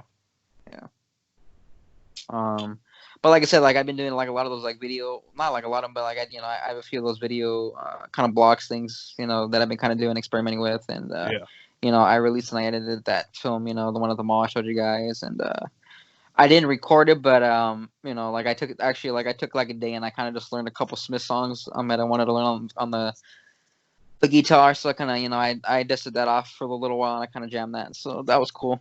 Oh, that blog that you filmed, or that blog that you filmed, was that pre-lockdown or post-lockdown? Which one? I have a couple. You put the second one that you posted. The one from outside? Yeah. That one I think was actually like the first kind of like week of lockdown. Oh, okay. So yeah. I was like, hey, Mike is not following the rules, man. Yeah, I know. He's having people over at his house. That's right, yeah. Sorry, guys. I was still kind of fresh into it, but then I'm like after that, I probably should just start doing some like solo type of things. I even kind of downloaded an app where it kind of like allows you to do stop motion on your phone. So I'm gonna be kind of when I have some free time with that, I'm gonna kind of probably be messing around with that and see if I can. Oh, okay. Make anything out of that. So. I was just thinking of that stop motion video from Parks and Rec that was. That's probably what it'll be. That's exactly what it's going to be. Well, that REM song. Yeah. Yeah. What were you going to say, Bubba? I was going to ask what you got. Sorry, I had to get up. I had to rotate out my hemorrhoid donut. So. Oh, good. I forgot you do have hemorrhoids. Huh? No, I'm using the the chairs in the studios are very uncomfortable, so yeah, I'm using the seat cushions I bought it for the NASCAR race. Oh, sweet! There you go. Why don't you just use the one chair that I sit in? Because I can't rotate it around because the desk is completely cluttered. So I only have like this little section. Oh, so little square space. This is how much room I've got. My bottle of Diet Coke is right here. Oh, all curled up right there. Also, too, Dave, because of the ass groove that you've built into it, Bubs would probably just fuck it up or fall into it. So, yeah. Yeah, I have to do like a ghetto ass setup in my bedroom. So I'm on a dinner tray right now. Nice. So, It was so cool. I mean, it's very like kind of like vlog status. You know, you got your headphones on, you're rocking the beer, you got the whole pop background. You know. Yeah, well, I was going to do it at the desk, but like the microphone that I'm using can pick up sounds from across the house. So. Oh, it's very So. Very I was gonna make. I was making a joke to myself that if I decide to do like podcasts by myself, that I would have to do it in the closet. So because that's like the quietest place in the apartment with all the What? Would you call it coming out with David? Yeah. There you go. I love that. I would call it Closet World. There you go. No, I don't know. Probably next time I might use my laptop. I'm just using my phone because I had to do something similar for like a work meeting on Friday. So I'm like, oh, it's pretty good. But it's cool because like I'm in my room, you know, and I can walk around and shit. So I don't feel like I'm not on Mike, I'm assuming you're laying down on your bed from just the angle. So I'm not there or have set up. But what's cool though is like, well, here, I wanted to show you something, Dave. So check this out. Like, remember the fucking pop you made? I got it right there. I don't know if you can see it. Yeah. Yeah. I got it right there. I saw the corner of it. So. Speaking of stop motion, I actually found this like really cool film online. There's this like director. His name's Mike. Arona? What? No, actually, I wish. I forget his last name, but he actually made this like, he actually made this like really cool kind of like Instagram stop motion kind of film where he's it's him kind of like isolated in his apartment or whatever, and let's just say he has a kind of a showdown with like he has this like Guillermo del Toro toy figure, and it kind of like starts fighting with him. So it's actually a pretty cool film. I'm gonna send it to you guys after. It's like 8 minutes or whatever. So yeah, check it out. Yeah, that's another thing too. It kind of sucks is because we had to kind of put a hold on our films because we can't go out and the projects that we had lined up, like we can't do the 60-second horror challenge.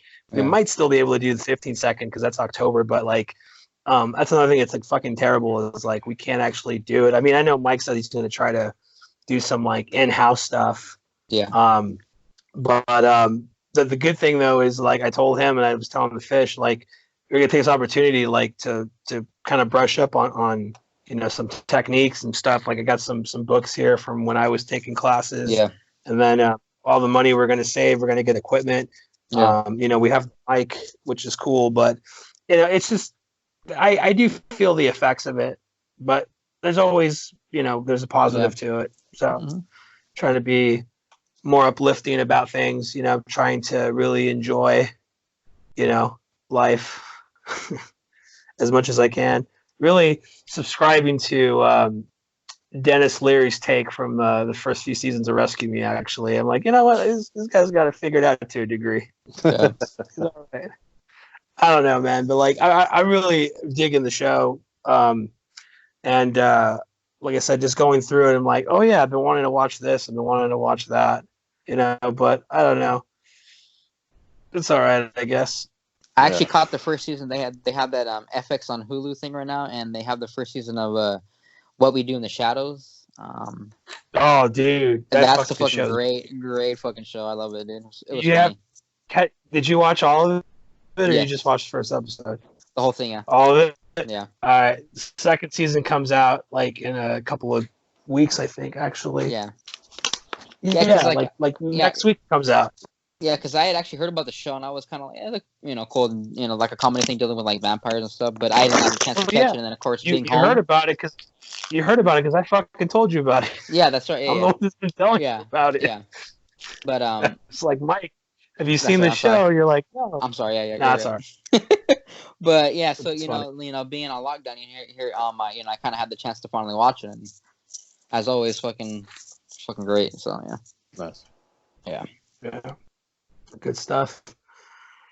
Well, I mean, did you want to talk about Mania? Yeah, I mean that was the original idea. Now we've been talking for an hour and 24 minutes. So 34 minutes. Well, yeah, but we've been recording for an hour and 20. Us three have been talking for an hour and 34 minutes. Yeah, man, we were catching up. Yeah, but what did you guys think of Mania? I was surprised. How much I enjoyed it. Yeah. You know, like we were talking earlier about like wrestling really needing a crowd to run a show. The only matches that I felt needed the energy of the crowd was the Street Profits match and then the Otis and Dolph Ziggler match. Oh, definitely. But Charlotte and Rhea Ripley, they put on a hell of a match. That was the best opening WrestleMania match that I could think of in a while. It's easily I'll agree with that. It's easily for me. Like, I mean, you guys may disagree, but I rank that as like one of my top 5 opening WrestleMania matches ever. Okay. So, because I thought it was just that good of a match. Like, they had great chemistry together. I wasn't too thrilled with the outcome, but I understand why they had to do what they did. But I just thought it was a fantastic match.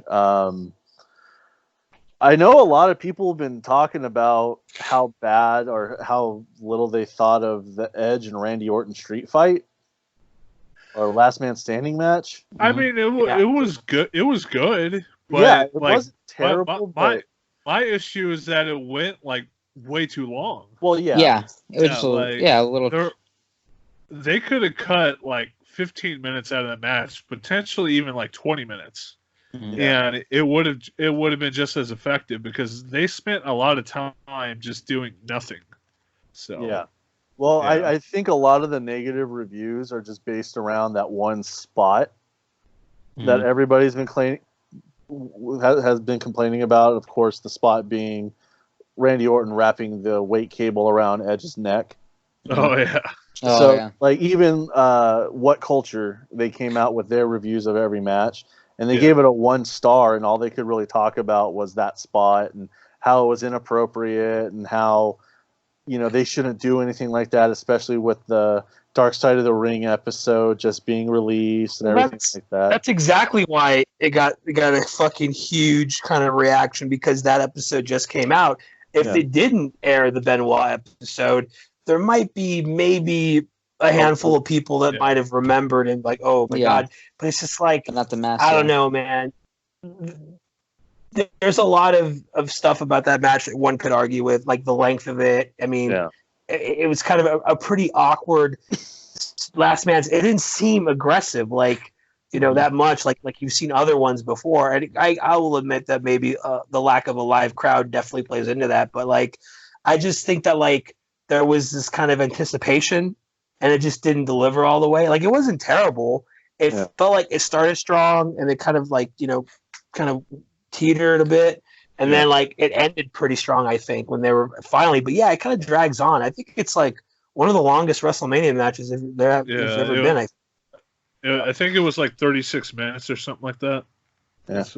Okay. You know, I got the feeling it broke the record by like a few seconds. Wow. Well, I mean, technically, the longest Mania match in history is the Iron Man match, but I got outside of that, I got the feeling in the match that both guys hated each other, which is, you know, what they needed to do. Yeah, the match went on a little bit too long, but I wouldn't rate it as a 1 star match. I mean, a lot of people are saying it's like the worst WrestleMania match. No, not at all.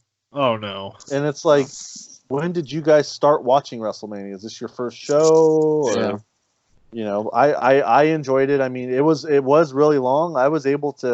I took my laptop into the kitchen with me, and I fried up a couple stuffed cheeseburgers and was able to cook all of my tater tots and stuff in the whole duration of the match, and I still had time to sit down and watch the end of it. I mean, it was a long match, but it wasn't terrible by any means. So I just don't understand why people are giving it such a bad review. So people are idiots. It's plain and simple. I mean, like, it's not a 1 star match. I mean, I don't know, maybe a 3 star, to be honest with you. I think that there were just overbooked spots or overproduced spots. There was like some elements that were really cool, some of that was predictable. I just think what really hurt it was like some matches that we saw were like super short, that could have been a little bit longer. This is one of the few matches that actually went longer than it should have. It's kind of this weird kind of thing. Like either matches were too short or they were too long. Yeah. Well, but it was. I thought it was okay. Yeah, one thing that I noticed, like between night 1 and night 2, is that it seemed like the matches on night 1 were a lot shorter. Yeah, because that one. Yeah. But here's the thing: when you go look at the match times, they were pretty much equal. Really? And I think the one that stuck out to me was the Daniel Bryan Sami Zayn match. Yeah. And that was like a 10-minute match, and I'm like, that did not seem like 10 minutes. Feel like a 10-minute match. It felt like 5 minutes, but then after thinking about it, they spent like 3 minutes of that match, like doing that, like Sammy doing that like chicken shit heel thing. Right. Oh, yeah, where he was like running outside the ring. Like they spent a lot of that. They spent a good portion of that match doing that, and I think that's what made it seem longer or seem shorter than what it was. Also, I think why a lot of these matches seemed that like they were shorter was there's not a live crowd to play to, so there's not enough time for them, or there's not enough opportunity for them to go out there and worry about psychology with the crowd and doing rest holds and doing everything. Yeah. A lot of the matches were really just kind of nonstop. Like there was always some kind of action going on. Like even Dave said that he said, I think all these camera cuts are going to make me throw up. Oh yeah. Like, because especially the tag matches, like night 1 with Alexa Bliss and Nikki Cross versus the Kabuki Warriors. I mean, that match for the first 4 or 5 minutes of it was all over the place. Yeah. And there was really no structure or any control of that match really the whole time. Yeah. So I mean, it looked sloppy. It was very sloppy, and that it was. I think that was a bad match to kick off night 1. I think they should have cut the time of that and maybe had Brian and Zayn open up the show. Start that up, and then put it for later. Them, like an extra, like maybe 3 or 4 minutes of work. Yeah. Yeah. So. That's and true.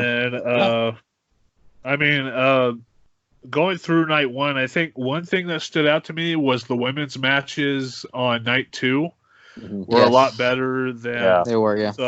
the matches on night 1. Yeah. And Becky and Shayna, that match was a good match. It was disappointing though. Yeah, but it was like because I kind of wanted Shayna to win, and I'm like, why is Becky going over in this situation? What's the benefit of it? You literally had Shayna kill the entire Raw Women's division in the Elimination Chamber. For her to lose. I mean, she literally jobbed them all out. I mean, it was like, so having her lose, it just felt odd. Like that was an odd choice. But I wonder. Oh God, I'm sorry. Well, another thing is what bothered me is that 2 matches back to back had those like roll up finishes. Yeah.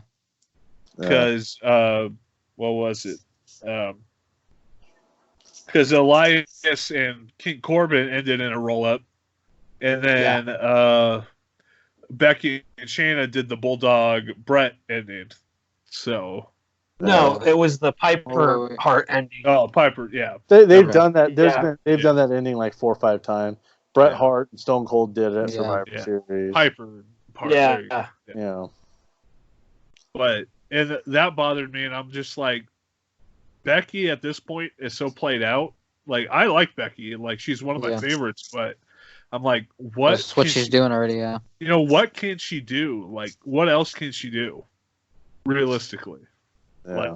Well, I think this ending, what happened here, because the same thing happened with the Goldberg match. The situation caused there to be dramatic changes. They had to go a different direction. I'm sure that if there wasn't this whole, COVID-19 thing and they were able to do the big show, they would have done something different. Because with the Goldberg situation, it's just that, we know what happened to Roman Reigns. He backed out because obviously he's compromised and all that stuff. Because the original plan was always going to be, Reigns taking it from Goldberg. What happened is that Goldberg was going to drop the title to anybody regardless because he doesn't have any other dates scheduled. WrestleMania was the payoff, and they offered him. They wanted him to maybe take it to SummerSlam, right? But he didn't want to do it, and then they're not going to pay for the money. So basically, had to decide they're going to drop the title to somebody. There were talks about maybe Jeff Hardy doing it, but they brought in Braun as a kind of a safety measure because it's like we got to drop the title, we're going to give it to him. So obviously that changes everything. That's why he lost the IC title. And that's why he was booked the way he was booked. Coming into it because he didn't have any feuds. They were kind of keeping him on the sideline. He lost the IC title because I don't think they had the intention of putting him in the world title match. Reigns literally pulled out a week before the finish, before they recorded the title match. They had him available. I mean, like I said, not everything was planned to a T, but it was like they could have gone with somebody else, but they went with Braun because of that. It would have been somebody else, Goldberg, and Goldberg decided to do business. He wouldn't have dropped the title. It could have been Hardy. That was one thing to discuss, but they went with Braun too because I think that there's that feeling like he was supposed to do this like years ago. This whole movement was supposed to happen a while ago. Yeah, he should have won the title 3 years ago. Bubba said. A little too late. Like Bubba said in the chat. 3 years too late. Yeah, this is very much like Samoa Joe when he won the TNA title in 2008. It's like, yeah, that's cool that he won it, but this should have happened 2 years ago when he was at his peak. True, yeah. For me though, I'm glad. It sucks that Roman had to pull out. Yeah. But I think it makes a lot more sense to have Braun versus Roman for the title because there's history there. They work great together. So if there's a SummerSlam, I think they could really work on the history with Braun and Roman. And then Roman can beat Braun at SummerSlam. Yeah. That's if they want Braun to carry the title that long. So who knows what ideas that they have or what's going to go on in the storyline. So, I mean, like I said, I brought up that example to kind of explain what's going on with maybe Lynch and Baszler. It's like maybe something because of what's happening, they had to change it. I don't understand the whole fucking. You're going to feel like, I don't know if you caught the promo she did afterwards. I saw the promo. It was awful. Like, I can't explain that. That's just fucking garbage. But, I'm sure that there's something they're going to build to something even better because I think everybody knows that's going to happen. Everybody is feeling it. Everyone's expecting it. I wouldn't say it's a swerve because, sometimes when WWE feels like the fans are like, oh, you think it's going to happen? Well, watch this. We're going to fucking completely change it on you, WWE recently they have a history of just destroying their monsters. I mean, let's take Ryback for example. I mean, Ryback, as much as I'm not a fan of him, when Ryback was hot, they should have put the title on him. When Braun was at his peak and when Braun was hot and everybody was loving him, they should have put the title on him. Same with Asuka. It's every time they build up these monster characters that they have momentum, it's like, oh no, they might be bigger than the business, so we got to cut them down a bit. And then that's what they do. They cut them down a bit. And I think that's what they did with Shayna Baszler. I mean, she has no momentum now. It's like, why should she get another shot at the title when she's already shown that she can't win? Yeah, when she blew it, it's ridiculous. And I know a lot of Vince's thinking right now is with the way that the world is, we need as many faces to win and feel good moments and stuff like that. But this is pro wrestling. It's not a feel good moment. It's not. Pro wrestling. Pro wrestling doesn't stop. The storyline never stops. Yeah. The momentum does though. And if you kill the momentum, the feel good moment would have been Baszler winning. Yeah. Yeah. Yeah. So because, like I said, Elimination Chamber, or you guys said, I think she was the only person in the history of the Chamber to eliminate every fucking opponent. Yeah. She went through all of them. You know what I mean? Yeah, So Goldberg almost did it in 2002? 2003? 2003. Yeah, 2003.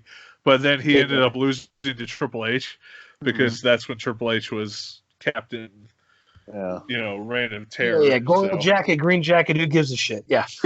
But it was just a very I'm glad Braun won because I don't really care about Goldberg. Goldberg shouldn't have been in that position to begin with. I don't know why they thought that he and Roman would have a money match. The feud wasn't even that good. I don't even know what they were feuding over. Like I haven't watched Raw or SmackDown or even in a while. Long.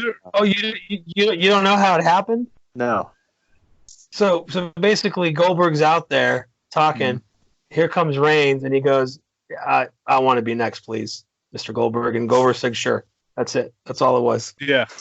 They originally had a number one contenders match planned.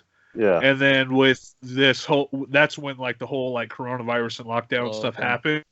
Then they ended up cutting it and just were like, oh yeah, let's just give it to Reigns. What's the point? Oh God. Yeah. And it wasn't even my spear is better than your spear. Yeah. No. No. Wow. No, it was literally just Reigns went out there and being like, oh, this is my yard. I'll make you famous. Oh wait, no, that's Undertaker. That's the other guy. No, wrong yard. Nope. Mr. Goldberg, sir, I would like to fight you next. I would like to be next. Thank you. He says yes. I mean, both nights of WrestleMania had their moments. Night one definitely picked up during the John Morrison, Jimmy Uso, and Kofi Kingston triple threat ladder match for the tag team titles. Can I just say that but listen, that idea is a fucking indie as fuck idea. Yeah. The idea that you would have a tag title defended in a singular match or with one representative of each. Yeah. I thought that was fucking brilliant. That was amazing. That's a good idea. Technically speaking, TNA did that years ago when Kurt Angle defended all of his titles because he won every title. Mm-hmm. And he all the titles were defended in one match. I think it was against Joe, but I'm not sure. So, but it doesn't count. Yeah, but the ladder match was very entertaining. I'm surprised they did as much as they did, considering there was no crowd there. Yeah, and obviously you could tell that they edited certain things, like when Jimmy Uso got knocked to the ground from the top rope. Yeah, he didn't show it, and then he ends up on the floor. Yeah, they didn't even show him hit the floor, so obviously, he hit a crash pad or something. Yeah. But I do like the ending of it. That was pretty entertaining, where they were all fighting for the title. Yeah. And then, I don't think it's been done before, so that's a nice one. They all end up pulling down the title at the same time, and then they hit Morrison, and Morrison just falls with both of them. Yeah. Yeah, I thought that was kind of ingenious. So, but then Kevin Owens versus Seth Rollins was pretty good. Yeah. He had the big spot of the night. Yeah, he did. Yeah. To me, I wish they didn't do the whole disqualification and then restart the match. I wish it would have just been from the very get-go, no DQ all the way. But other than that, I thought it was a fucking fantastic match. I was curious though if they had done, the actual show out there in the arena, what the spot he would have done was, because he was talking about he had a really big spot planned, But I thought it was okay. It was a pretty nasty looking fall, actually, if you think about it. Off the pirate ship, Yeah, he would have done the whole what is it? Burchill swinging the shit and dropped an elbow. I thought that was a great match. Actually, I thought, what was the match before the ladder match? Was it Brian and Zayn? Yeah, I think so. Was that the match before? I think Daisy's over here rolling on the ground. Then no issue. Bring her on over. What you doing, Daisy? You want to come on the podcast? Come here. Come here, Daisy. But I don't know. I think it started picking up before that. that ladder match, and then from then on, it seemed pretty solid. I mean, the Braun Strowman, Goldberg match. I mean, for what it was, Yeah. I mean, Mike thought it was going to be about a minute and a half. I think Dave had 3.5 minutes. I had 2. I felt like 2 was the good number. I was like, I feel like they're going to each other. Yeah, they're going to fuck her. Ah, there's Daisy. Yeah, Daisy. Hi, Daisy May. Hi, Papa. Papa. Hi, bud. She's just like staring at the hole. Like, what is this? Okay. Get off the Google machines. I just turned my phone sideways, and now I can see everybody a lot better. There you go. Man, but no, well, let's get to it, man. The Boneyard. People either really liked it or they really hated it. Yeah. It's fucking great. I thought. Yeah. I personally loved it. Like, I missed the very beginning as AJ was coming in. Yeah. I was washing dishes, and then I heard Metallica. I'm like, holy shit, Undertaker's coming out to Metallica. This is awesome. So I finished up my dishes as quickly as possible so I could actually watch the whole match. Yeah. And I'm like, I mean, the whole time, all of us were making Matt Hardy jokes. All that was missing really was Vanguard 1 and Matt Hardy. But it was probably one of the most well-produced segments that WWE has ever done. Yeah, I mean, it was like very long time. Yeah. I will say this: it was a great way to hide a lot of Taker's limitations because he looked fucking solid. Yeah, and obviously because that whole match took like 8 hours to film.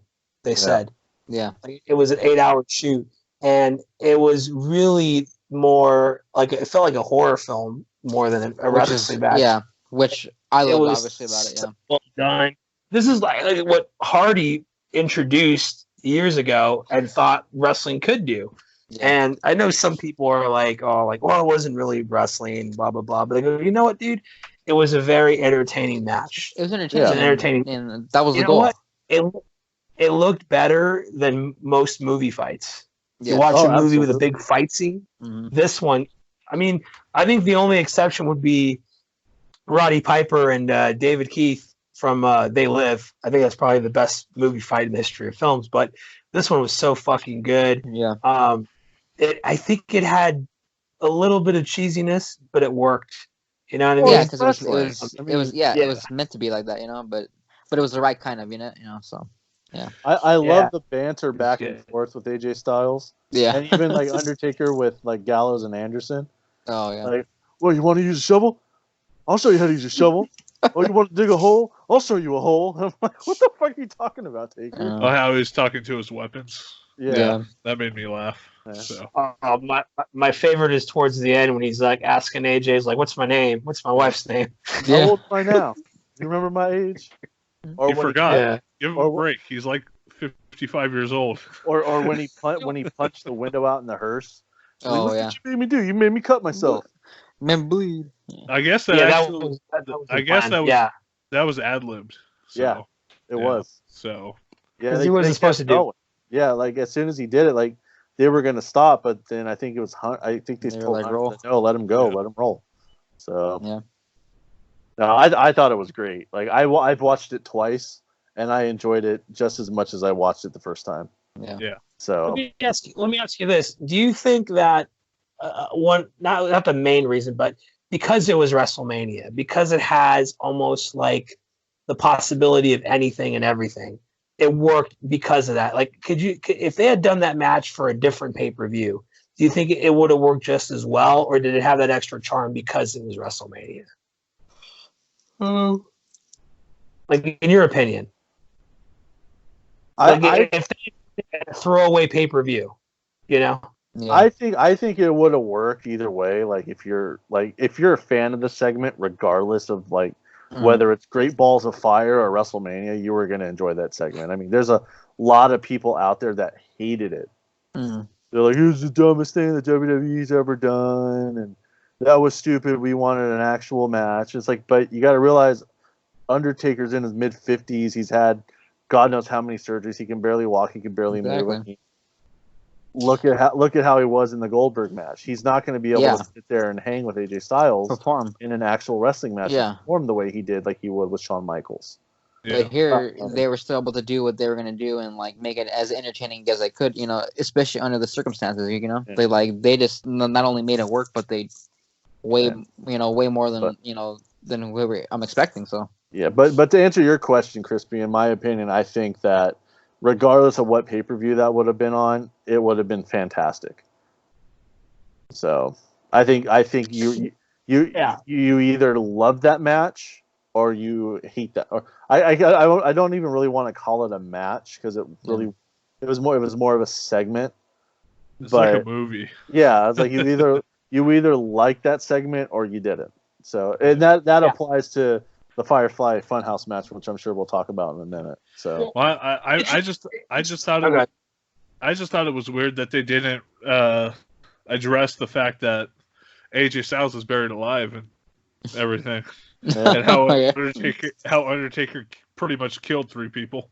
Yeah. That's right. I mean, when they made the roof explode, I mean, Carl Anderson was technically still up there. Yeah. So he did. And he threw Gallows off the side of the barn with no crash pad.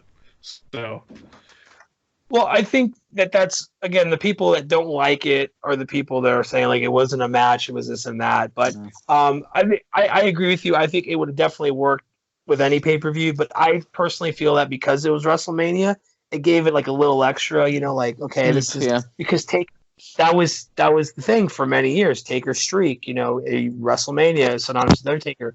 Now you have this special attraction because I was like, what the fuck's a boneyard match, you know? Yeah. And it was just like, oh, it's one of this. And it just, from the very beginning, like with the intros and I mean, it was different.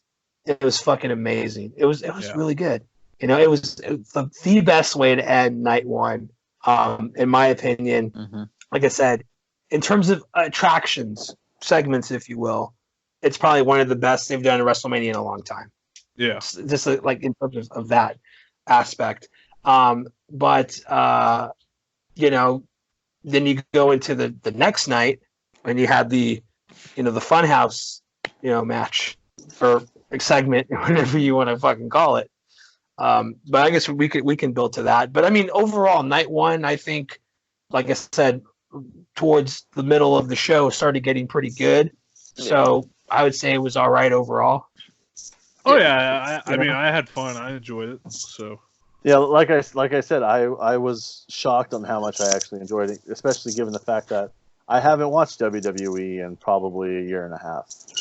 Yeah, that's anything. Yeah, neither have I. Really, I haven't watched like a complete Raw or SmackDown in like many years. I just watched the pay-per-view. I get caught up there, and all right, here we go. Yeah, I just read the results pretty much. Like I tried to watch SmackDown. I tried to watch Raw last night, and then I'm like, after that, like 3-hour Street Profits segment, I'm like, yeah, I can't watch this anymore. So, I don't like the Street Profits. They just bother me. Yeah. So, anyway, night 2 of WrestleMania. So. Well, we already talked about Charlotte Flair and Rhea Ripley. Yeah. It was a great match. It was probably like, it's a shame that it was a really good match. It was a really good match, and it wasn't in front of people. Yeah, I think that was the worst. That was the bad part about it. Is it was probably Charlotte's best match at WrestleMania. So, yeah, I mean, I think it's definitely a fair statement. And Bubs, I will agree with your statement in top 5 openers and of all time. Yeah. I think it's got some wiggle room there. I mean, I don't know, maybe number 5. I'm trying to think of other opening matches that are better than it, but I think definitely top 5 is correct. Yeah. Yeah. I mean, it was Dragon Ball Z too. All right. Any thoughts on Flair and Ripley? No, I already stated I thought it was pretty great. much it. Yeah. So. Do you agree with Charlotte winning? No. Well, I know Rhea's having an issue with her work visa. Yeah. So she had to go back to Australia to work it out. So I think with everything that's going on now, they put the title on Charlotte just so it gets back. So yeah. I guess that could be. I'm fine with it, especially with the current climate that we're in. That because Charlotte, will she bring a temporary boost to NXT? Maybe, maybe not. Who knows? We don't know. So, but on top of that, it's kind of cool to have Charlotte because she's pretty much done everything on the main roster. Yeah. Over the last 5 years or whatever. So, I think it's going to be nice watching Charlotte Yeah. compete with people other than Becky Lynch and Sasha Banks and the Women's Revolution, roster. Because, I as much as I like Charlotte and I like Becky and Sasha and all them, and I've always been kind of on the fence about Bayley, but you get tired of seeing them wrestle each other night in and night out. So But what's going to be interesting though is like Bianca Belair, who I think is definitely someone that was going to do great things in NXT, is actually now in the main roster, from what I understand. So she got called up as of last night. Yeah. So it's like I don't know what they're going to do. Maybe with Charlotte, it's a way for her to go back and forth. She can go to NXT because she's a champion. She can be on Raw and this and that. So I don't know. I think for me, if Rhea Ripley's got this visa issue to work out, she's going to be MIA for a while. That's fine. But I think Bianca Belair is going to be a great, person to have the next feud with. I think that's the investment right there with Belair for sure. Yeah, I'm sure Rhea Ripley will win the title back at a takeover event, and then I could see Belair maybe feuding with Charlotte going into WrestleMania. So isn't there an NXT takeover this week? Technically speaking, this episode of tomorrow's episode of NXT is going to have Gargano and Ciampa to end their feud. So I don't know. Yeah, I don't know if it's going to have all the takeover matches or what's happening. I'm not exactly sure. So it's going to be their first time for the last time for a long time until the next time. Well, I think it's a loser leaves NXT match. So Gargano's going to Raw. One of them's going to Raw. So and then it'll only be so long until the other one will go to Raw too, and then they'll fight again. Or 205 Live or whatever. Just like Zayn and Owens. Yeah. Fight forever. Yeah. So Aleister Black, Bobby Lashley, it was what it was. Yeah. The ending made me laugh. It's like, why is Bobby Lashley listening to a non-wrestler? Exactly. Did you see? Go ahead. No, go ahead. What were you gonna say? Sorry, my wife's listening to music. I was dancing. Oh, what were you gonna say? I know the answer. The kayfabe answer is because women have that effect on men because they have all the pussy. That's why. That's the kayfabe answer. Yeah. I don't know. I was just gonna say, like Dave alluded to the ending, like why is this wrestler listening to a non-wrestler? Did you guys see the promo on Raw? No. They interviewed Bobby Lashley after the match, and they're like, "What happened out there?" And he's like, "I don't know. Maybe I need better management, or maybe I need a better wife." And then he walked off. And then Lana walked in, and Charlie Caruso was interviewing. And he's like, "What did you do to my husband?" I'm like, "Oh God, what the fuck?" Like that whole Lashley Rusev Lana feud is reason number one why I stopped watching WWE. Yeah. So as soon as all that started, I'm not even going to read the results. Yeah, it was pretty. See that it's still kind of continuing, I'm like, this is fucking ridiculous. Yeah, it was pretty crappy. The worst blackened video I've ever seen. Yeah. So yeah, it just made me. I did like Aleister Black's kind of like Green Arrow Undertaker hood that he was wearing. That was cool. Yeah. That was pretty sweet. Yeah. With this style. It just made me laugh that it's like, okay, you have him in the Dominator, so why don't just do the Dominator and then do the Spear to him? Yeah. It doesn't make any sense. It was booked very badly, and it just made Bobby look stupid. So, but anything that makes Aleister Black look good, I'm for whatever. Absolutely. Yeah. So him and Apollo had a pretty good match on Raw. Yeah, it was like 30 minutes long. Yeah, it was pretty good. I watched it last night. So, the next match was Otis and Dolph Ziggler. I enjoyed it. Like, I thought it was for a what fun it match. was. Yeah. Like, well, I mean, I like the story just because Otis is goofy as hell. Yeah. So, like, I know Otis isn't everybody's cup of tea, but like, I like his little like kind of dumb like grunts that he makes. It's just funny to me. So it had the happy ending. So yeah. Well, what's funny is me and the Fish, we work with a guy that reminds us of Otis. Mike knows him too. Our friend Big Package Jimmy Garrett. So like when I see Otis, it's like there's a lot of the same mannerisms. I think it's just like a fat kind of a southern fat kind of thing because I think he's South or Bible Belt. But anyways, I don't know. It was just one of those like feel good moments. It is what it is. This is where WrestleMania moments and the good guy wins and everything worked out. I mean, weirdly enough, it was probably the best built story of the entire card. Oh, yeah. Like this is. I mean, a lot of emotion behind it. Yeah. They have literally been building this since I think December. Yeah. So like, even if you don't like the match, you have to at least appreciate the fact that they stuck with they stuck with the feud so long that they didn't even like make it stale to a point. Because like I don't think Dolph Ziggler and Otis have wrestled before this, so maybe like he fought, maybe Heavy Machinery wrestled Rude and Ziggler at some point, but like an Elimination Chamber I think they did, but like as far as like singles matches go, like typical WWE form, it would be, we're gonna wrestle 8 times before we have the blow off match on pay-per-view. But you've already seen,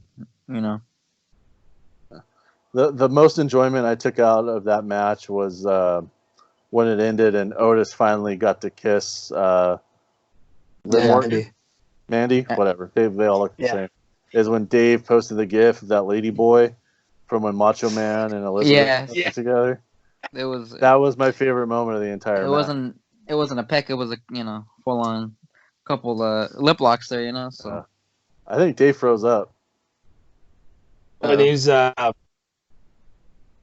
picture's creeping me out. It's just Are you Dave guys looking at the same thing that I am? Yeah, I am, man. Yeah, let's see here. Did you hear that? Yeah, it's weird. Did that fuck with you guys? Did that screw up your guys' feed? Well, we can't see your big face is frozen on our screen now. Yeah. I'm gonna try to take a picture of this and send it to you right now. Am I do the same thing too? Yeah, you're still frozen. Yeah. I got a picture of it. Give me a second. Here. It looks like the kind of picture they show on the news to talk about your life when something tragic happens.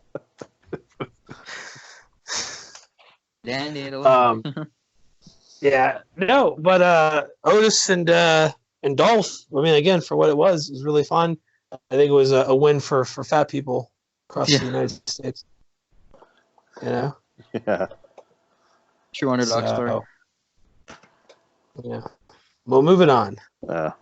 I'm trying to get myself back on the screen. You need to turn off your webcam, I think, Dave. Yeah. I'm gonna switch it and see what happens. Okay. Yeah. I don't know, man. We're gonna get another classic fixture. Yeah. But like Dave was saying, I like that. Yeah, the picture. This is not a bad picture, Dave. I can't turn off my webcam. All right. Well, you're frozen. You're frozen to us forever. Yeah. Well, let's see. See, if I do that, like my picture is there. Like when you talk to someone on the news, they talk to somebody that's not there. They have a picture. I like that. But no, I'll just go back in. Anyways, Dave, can you hear us? Yeah, I'm trying to. My Skype thing is just like completely like frozen. Mm-hmm. No, that's all right, man. Just bring it live. Bring it via satellite. Well, I mean, I don't know if it's recording anymore. So it is. It says it says Dave is recording the call. Yeah, you're good. Is there any way that you guys could?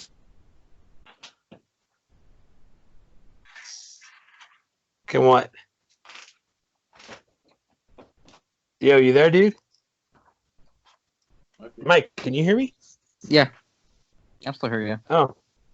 I don't know what happened there. I don't know. Well, what I'm going to do is I'm going to put my picture. There it is. How do you switch it anyways? You just go on, you just go to... Oh, like what you do is you click on the screen and then you'll see there's a microphone. Oh, okay. There you go. What is Bub's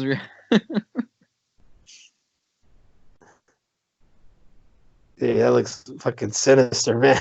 Holy shit. There you go. What did you put on? Put on his hat and his headphones.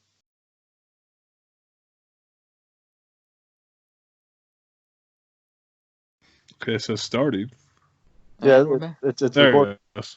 There it goes. There you go, yeah. What were we talking about before my computer decided to crash? I honestly don't even remember. We're on night 2, but we're finishing up. Yeah.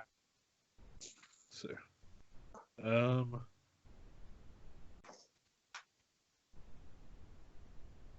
I think we were talking about. I think we were on Otis and Dolph Ziggler, so the next match would be Edge and Randy Orton. We already talked about that. Yeah, we kind of ran through that. Yeah. My camera just went away again. Yeah, it froze. It froze up again. Whatever, I don't care. Yeah, we don't need the video as long as we have the audio. Yeah, we just finished with the audio. Yeah, as long as we have the audio, it's all that matters. All right. I had to move, so I'm good now. Yeah, the Street Profits and match was okay. Yeah, it was alright. Yeah. I haven't really watched much of the Street Profits. Mm-hmm. Not really my cup of tea. Yeah. I mean, it's hard to really watch wrestling, especially 2 different shows when you've got 2 of the same tag teams. And I like Private Party so much that for me, it's like the Street Profits just seem like a watered down version of Private Party. Yeah. Sure. So. Yeah. I agree. I feel the same way. But just their in-ring work, it's really not my thing. Yeah. And then the women's championship match, the SmackDown Women's Championship match. What did you think of that? It was alright. It was okay. Well, yeah, it wasn't the worst, but it was kind of predictable in a way. Mm-hmm. I figured that they were gonna for the longest time. I heard that WrestleMania was supposed to be the big payoff for Lacey Evans, but yeah. The more that you watch the match, you can kind of see where it was going, and yeah. Like I was saying with Bayley, like I don't understand Bayley's gimmick now. Yeah. It's just kind of boring, to be completely honest with you. Yeah, I mean, she's just a heel with the Karen haircut. Yeah, so. Yeah. That's pretty much There's no real depth to it. Yeah, she's just a generic heel for the sake of being a generic heel. Yeah. There's no reason behind it. Yeah. Did Crispy go away or? He's back. No, I'm here. I just had to fix some stuff around here. All right. The work in the match was just it was just your typical match. I mean, they kind of did the same thing a few years ago when they had I think it was a fatal 4-way with like Nia Jax. It's like, let's take out the big girl before we could all start wrestling. Yeah. And it seems like in a lot of the women's matches in WWE, whenever they have someone like Tamina or Nia Jax or like that big monster type wrestler, like that's the route that they go. That's pretty much the standard formula. It was just like a standard 5-way match and nothing special, nothing spectacular. Yeah. Mm.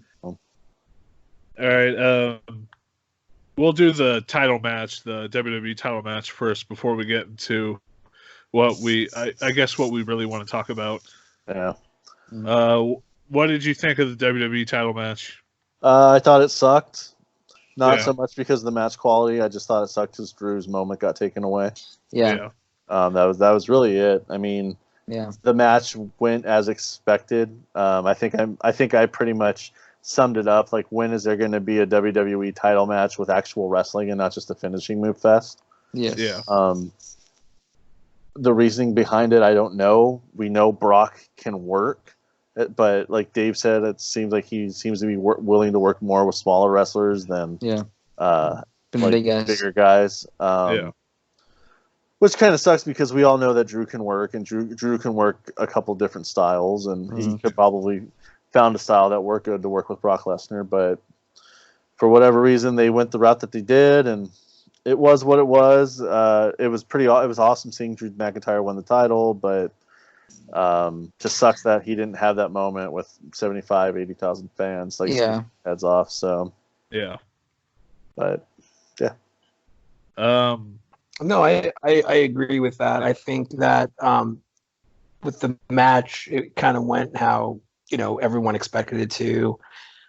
Brock was going to probably whip his ass, and then, Drew was going to come back, which he did. But it just, to me, the payoff there, winning the title at WrestleMania, it wasn't there because it was an empty arena because of everything that's going on. I felt like, it's great that he won, but I wish they could have just moved it a little bit later, or, whatever it is. But that's what it's going to be. I mean, I'm happy. It's like bittersweet for me. You know what I mean? Like, I'm happy for him, but just like I wish it was under better circumstances. Yeah. And then, I mean, what was kind of weird about it is, I mean, they did something that they've never done before, and given they had the atmosphere and the setting to do it, but having the Big Show come out after WrestleMania went off the air and challenge him for the title right away.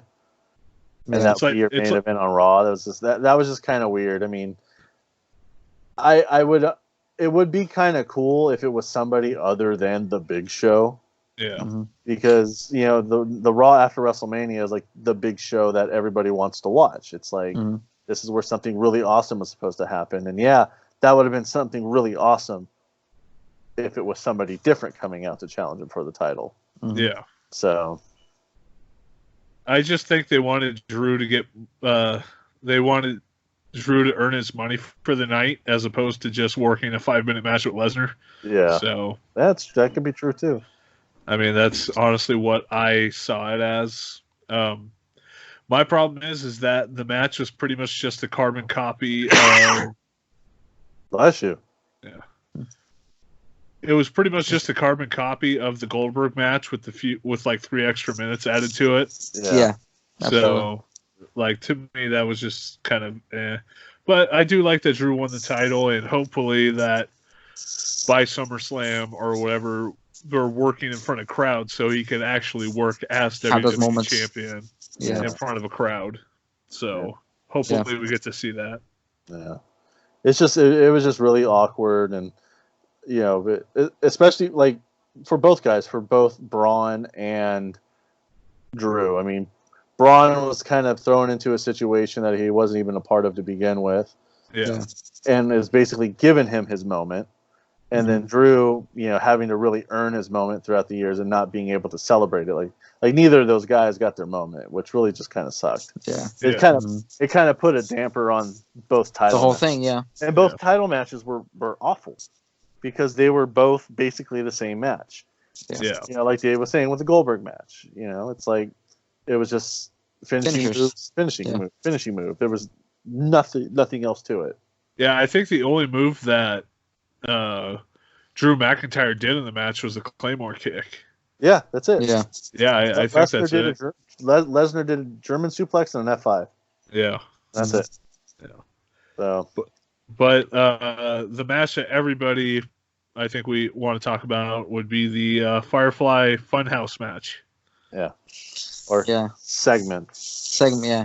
Well, technically speaking, according to Wikipedia, it's a match. It's a match. So it's a match. I mean, especially coming off of that awesome Bonaire match from night one, like I had really high expectations for this one as well. So yeah, the best way I could describe it is that it was like a David Lynch directed WWE match. That's what it reminded me of. So it's really not, because this one made sense. Oh, that's true. Yeah, that's true. It actually makes a lot of sense. A Lynchian style film. I mean, maybe to you, but it's not, because it's like trust me, Lynch. If Lynch had done it, it would have been even fucking weirder. Yeah. There's actually a story being told. It actually makes a lot of sense what's going on in that match. So I get what you're saying. Oh yeah. But it's not Lynchian though. But I appreciate it. I applaud you for saying that. But it's, well, you know what? Maybe it's Lynchian on CBS when he did Twin Peaks, because Twin Peaks is weird, but it also has kind of made more sense. It Yeah. makes sense. Yeah. Yeah. So a linear story. It was a WWE match on acid. Yeah. Very, very, That's very for weird. sure. Still very entertaining though. It was, I mean, yeah, like Bubs had said in the in the chat, it just got better and better. So Yeah. I mean, I think the best part is that we thought we had an expectation of what it was going to be after the Boneyard match. Before we get into it, what was your expectation for the match? What did you actually think it was going to be? I thought it was going to be a lot like the House of Horrors match. Yeah. Same, yeah, kind of like that, kind of just like them fighting in like a atmosphere, or maybe in like that in the So like I didn't think through the door and end up in the house. Yeah. Like I didn't think it would be the fever dream that it was. Yeah. Right. But it was very, very, very weird, but I loved every second of it. So yeah. That was another like good shit is what it was. Yeah. Good shit. Good shit. Yeah. I think again, it was just another like thing where they had a circumstance and they just kind of just ran with it, and just made the best of it. So I'm curious how long that took to film, because I think they might have just filmed that at the WWE warehouse. I mean, that was probably like Stanford, easily like another day of production of that in itself. So yeah, because I think 8 hours, 6 to 8 hours for sure. Yeah. I mean, they had to bring out the SmackDown fist and all that stuff. So yeah, and then the NWO Nitro stage. So that was I wasn't expecting that, but that was cool. I mean, a lot of people talked. A lot of people talking about that. I remember years ago, like people would do when you were starting to able to like edit wrestlers in the WWE games, like in like the newer like 2K games and the WWE like 14, 13 games or whatever. Yeah. When they like people would make like the John Cena NWO, like created character. And you would always see like those images on like Google when you search up like John Cena heel or something. So when they did that, it made me laugh because it's like for a fact it was like a shout out to like that kind of era. I'm doing that, yeah. Oh yeah. Like this, like let's fantasy book a heel turn for John Cena by just putting him in an NWO t-shirt. It was pretty funny. So absolutely.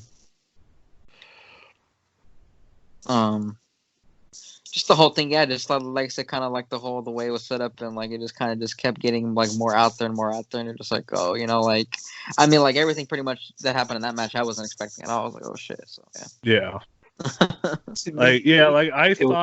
I thought it would be a lot like the House of Horrors, where it would be more horror inspired, as opposed to being just like a weird like fever dream.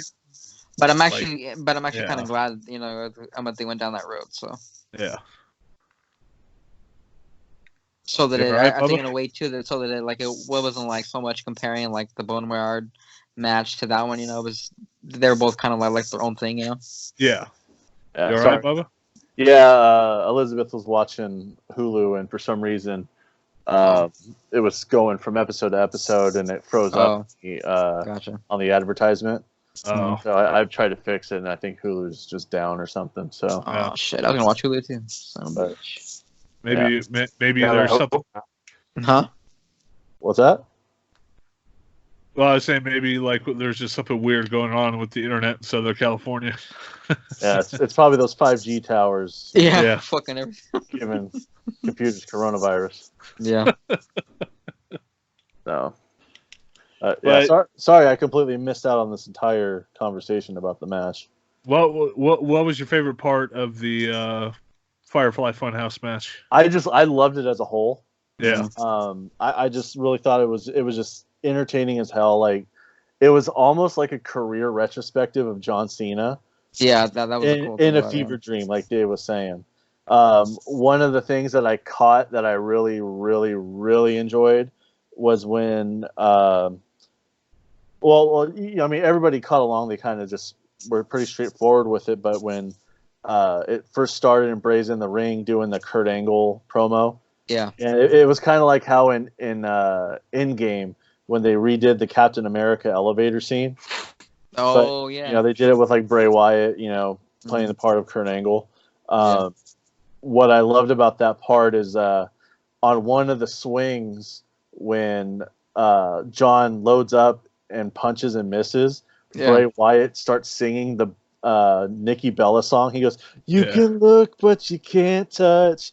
I fucking started dying when he did that. Yeah. And of course the Vince puppet, the good shit. Classic. Was fucking great. Amazing. I don't know. It was just weird, and it was ridiculous, and it was a little cheesy, a little bit corny, but I really just enjoyed the hell out of it, and it's almost like, in a way, when I watched, because I've watched it twice, and when I watched it back that second time, it's almost like, is this kind of how they're going to retire this John Cena character? Because every time the Fiend bests somebody, they come back as something different. Something else, like from their previous incarnations. Like Daniel Bryan had the short hair. Yeah. Matt Hardy came back as Hardy Boys Matt. Mm-hmm. And it's like, well, that's why Goldberg won supposedly. Because of that, because Goldberg has never changed. He's always kind of been that character. So that's kind of what they're saying is like why he won against the Fiend when everybody else was ultimately, Daniel Bryan going back to his indie ways, if you will, and whatever you were saying. So I did hear that speculation to it. But for John Cena, I don't know. I mean, I think it would be cool for him to come out. Yeah, so it would be interesting, and like I got to thinking about it, and I'm like, the whole point that Bray Wyatt or the Fiend was trying to make is that John Cena was not a good person, and he's a bully, and all this stuff, and it got me thinking to when we were doing Beyond Kayfabe, and we were talking about a heel Cena turn, how Dave came up with the idea about like John Cena coming back and like embracing the Superman golden child thing that everybody says he is. Like, well, yeah, I can do this because I'm John Cena and I'm going to do it anyway. Like, I thought that would be an awesome way to bring him back and turn him heel, because it's almost like the character that, I mean, we've heard it a million times. I mean, Punk's done it. Bray Wyatt's doing it. He's done it before too. Like, make him come back as that golden child Superman character, but him actually embrace it and be an asshole about it. Yeah. So I don't know. I roll with it. Yeah. I mean, WWE had 2 cinematic matches in back-to-back nights, and they were both flawless. So Stiglitz for sure. Yeah. And they both tell great stories. And if WWE has had a problem with things in recent years, it's been telling stories. Yeah. And they told a really great story to end off that, or not really to end off the night, but to really kind of put a cap on that night. Yeah. So. I'm going to. Go ahead. No, go ahead. Oh, I was going to say, I think that because of the current situation, they were unable to present what they were planning, what they wanted to do, but at the same time they had an opportunity to do something different, to be creative, to take a chance, and I think it paid off. And hopefully this will be, moving forward, once everything gets back to normal, they're going to still take these chances, because I think that when you watch the Firefly Funhouse match and how it was so different. I think it was Vince just going, you know what? I don't get it. I'm gonna lay back. I'm gonna let you guys figure it out. You guys do it. Mm-hmm. You guys have fun, and that's what came through. And that's the payoff. It works. It doesn't feel like that there's been this overly produced McMahon aspect. I think he kind of laid back, and then I think that's why it was very positive. And that's one thing that I noticed too. Like, it actually looked like both guys were enjoying themselves. Yeah, absolutely. So, all right. I like to see more of it. Yeah, I'm going to pose the question: who do you want to see in the next Firefly Funhouse match? Hi, Claire. Bubba said hi. I don't know. That's a good question. Who would I like to see in the next Firefly Funhouse match? I'll say mine. I want to see Vince. Oh gosh, him come out as announcer Vince. Yeah, I want to see Vince McMahon in a Firefly throughout Funhouse the years, match. you know. Yeah. So I think they can do a whole pay-per-view with that. That would be the most like trippy, just like allow Vince to just be as Vince as possible. Mm-hmm. You know, sort of how John Cena was in this match, where he was just very corny and just very cartoony. Yeah, just really hamming up, you know. Yeah, you get that Vince McMahon in the Firefly Funhouse, and it's like, oh my god, like that's just pure gold. Even him, maybe just kind of like having an encounter with his little puppet self, you know, all that kind of shit. So, I hope they do one point where he's wearing the neck brace when he was going through the steroid trial. Oh my god, yeah. There's so much to do with that. Yeah. Well, it doesn't do a lot. Like with the current roster, there's not too many guys that you can do it with. I mean, really, the only guy that you can do based off of characters alone would maybe be Edge. Yeah. Yeah. So I mean, you can maybe do something like not really Jeff Hardy, because Jeff Hardy's always been. That would be a depressing one. You can't really have fun with that one. What about Rusev? He's kind of been floundering. I think he's not coming back. Oh really? No. Really? Oh. Well, Machka.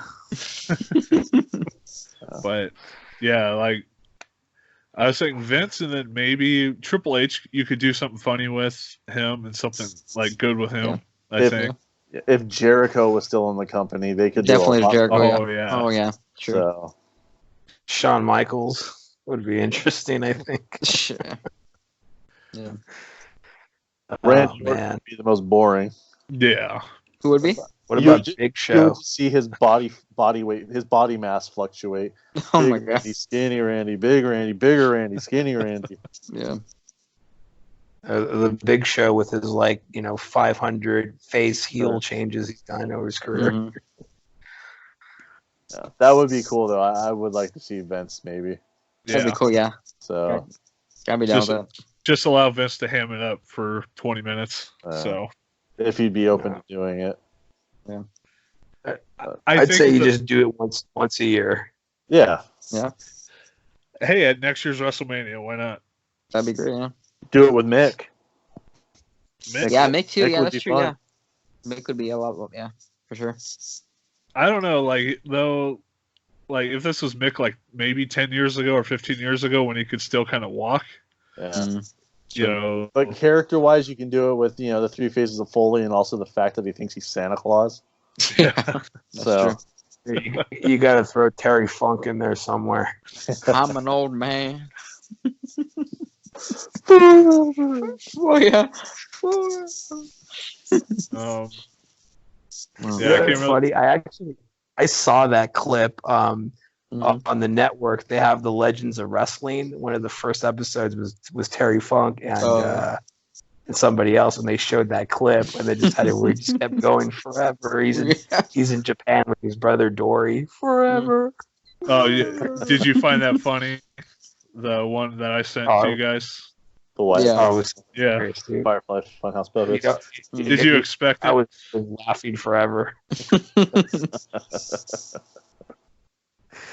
That's funny. No, I like I said, I would just watch that And then when they were going forever and ever, it didn't even like register until it faded into it. I was like, this is perfect. This is the greatest thing I saw. All right, you guys want to wrap it up? Yeah. Yeah. So it's getting pretty late, and I think Claire's trying to sleep right now. Yeah. So, all right. I got a long day of online trainings to do tomorrow. There you go. Xena needs X.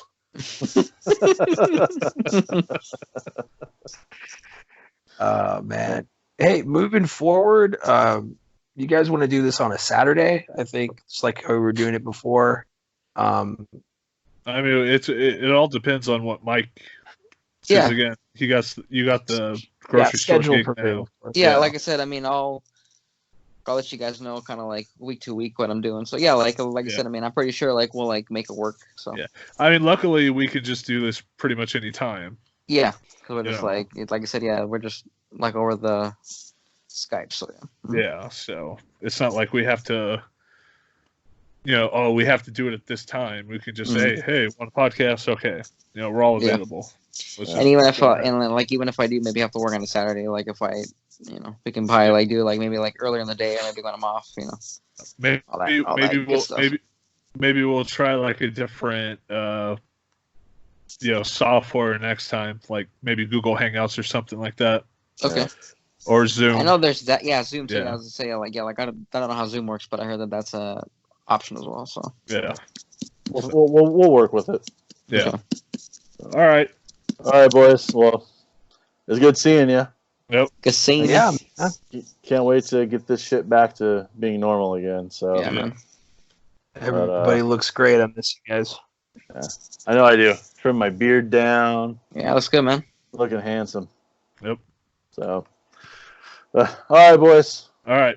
Well, thank you guys for listening to this episode. If you are listening or watching or whatever, and you guys in the year 2021, keep on jiggling, you fat fucks, and please stay safe. Yep, wear masks. I don't think this one's going to be released. So. You know what? I think this was a good practice run. Just mark it, never play again. Put it in the vault. Put it in the vault, never play again. All right, boys. Hey, good seeing you guys. Talking to you. You take care, and then we'll get together soon. All right, man. I'll see you guys later. All right. Good night. Take care, guys. Yep.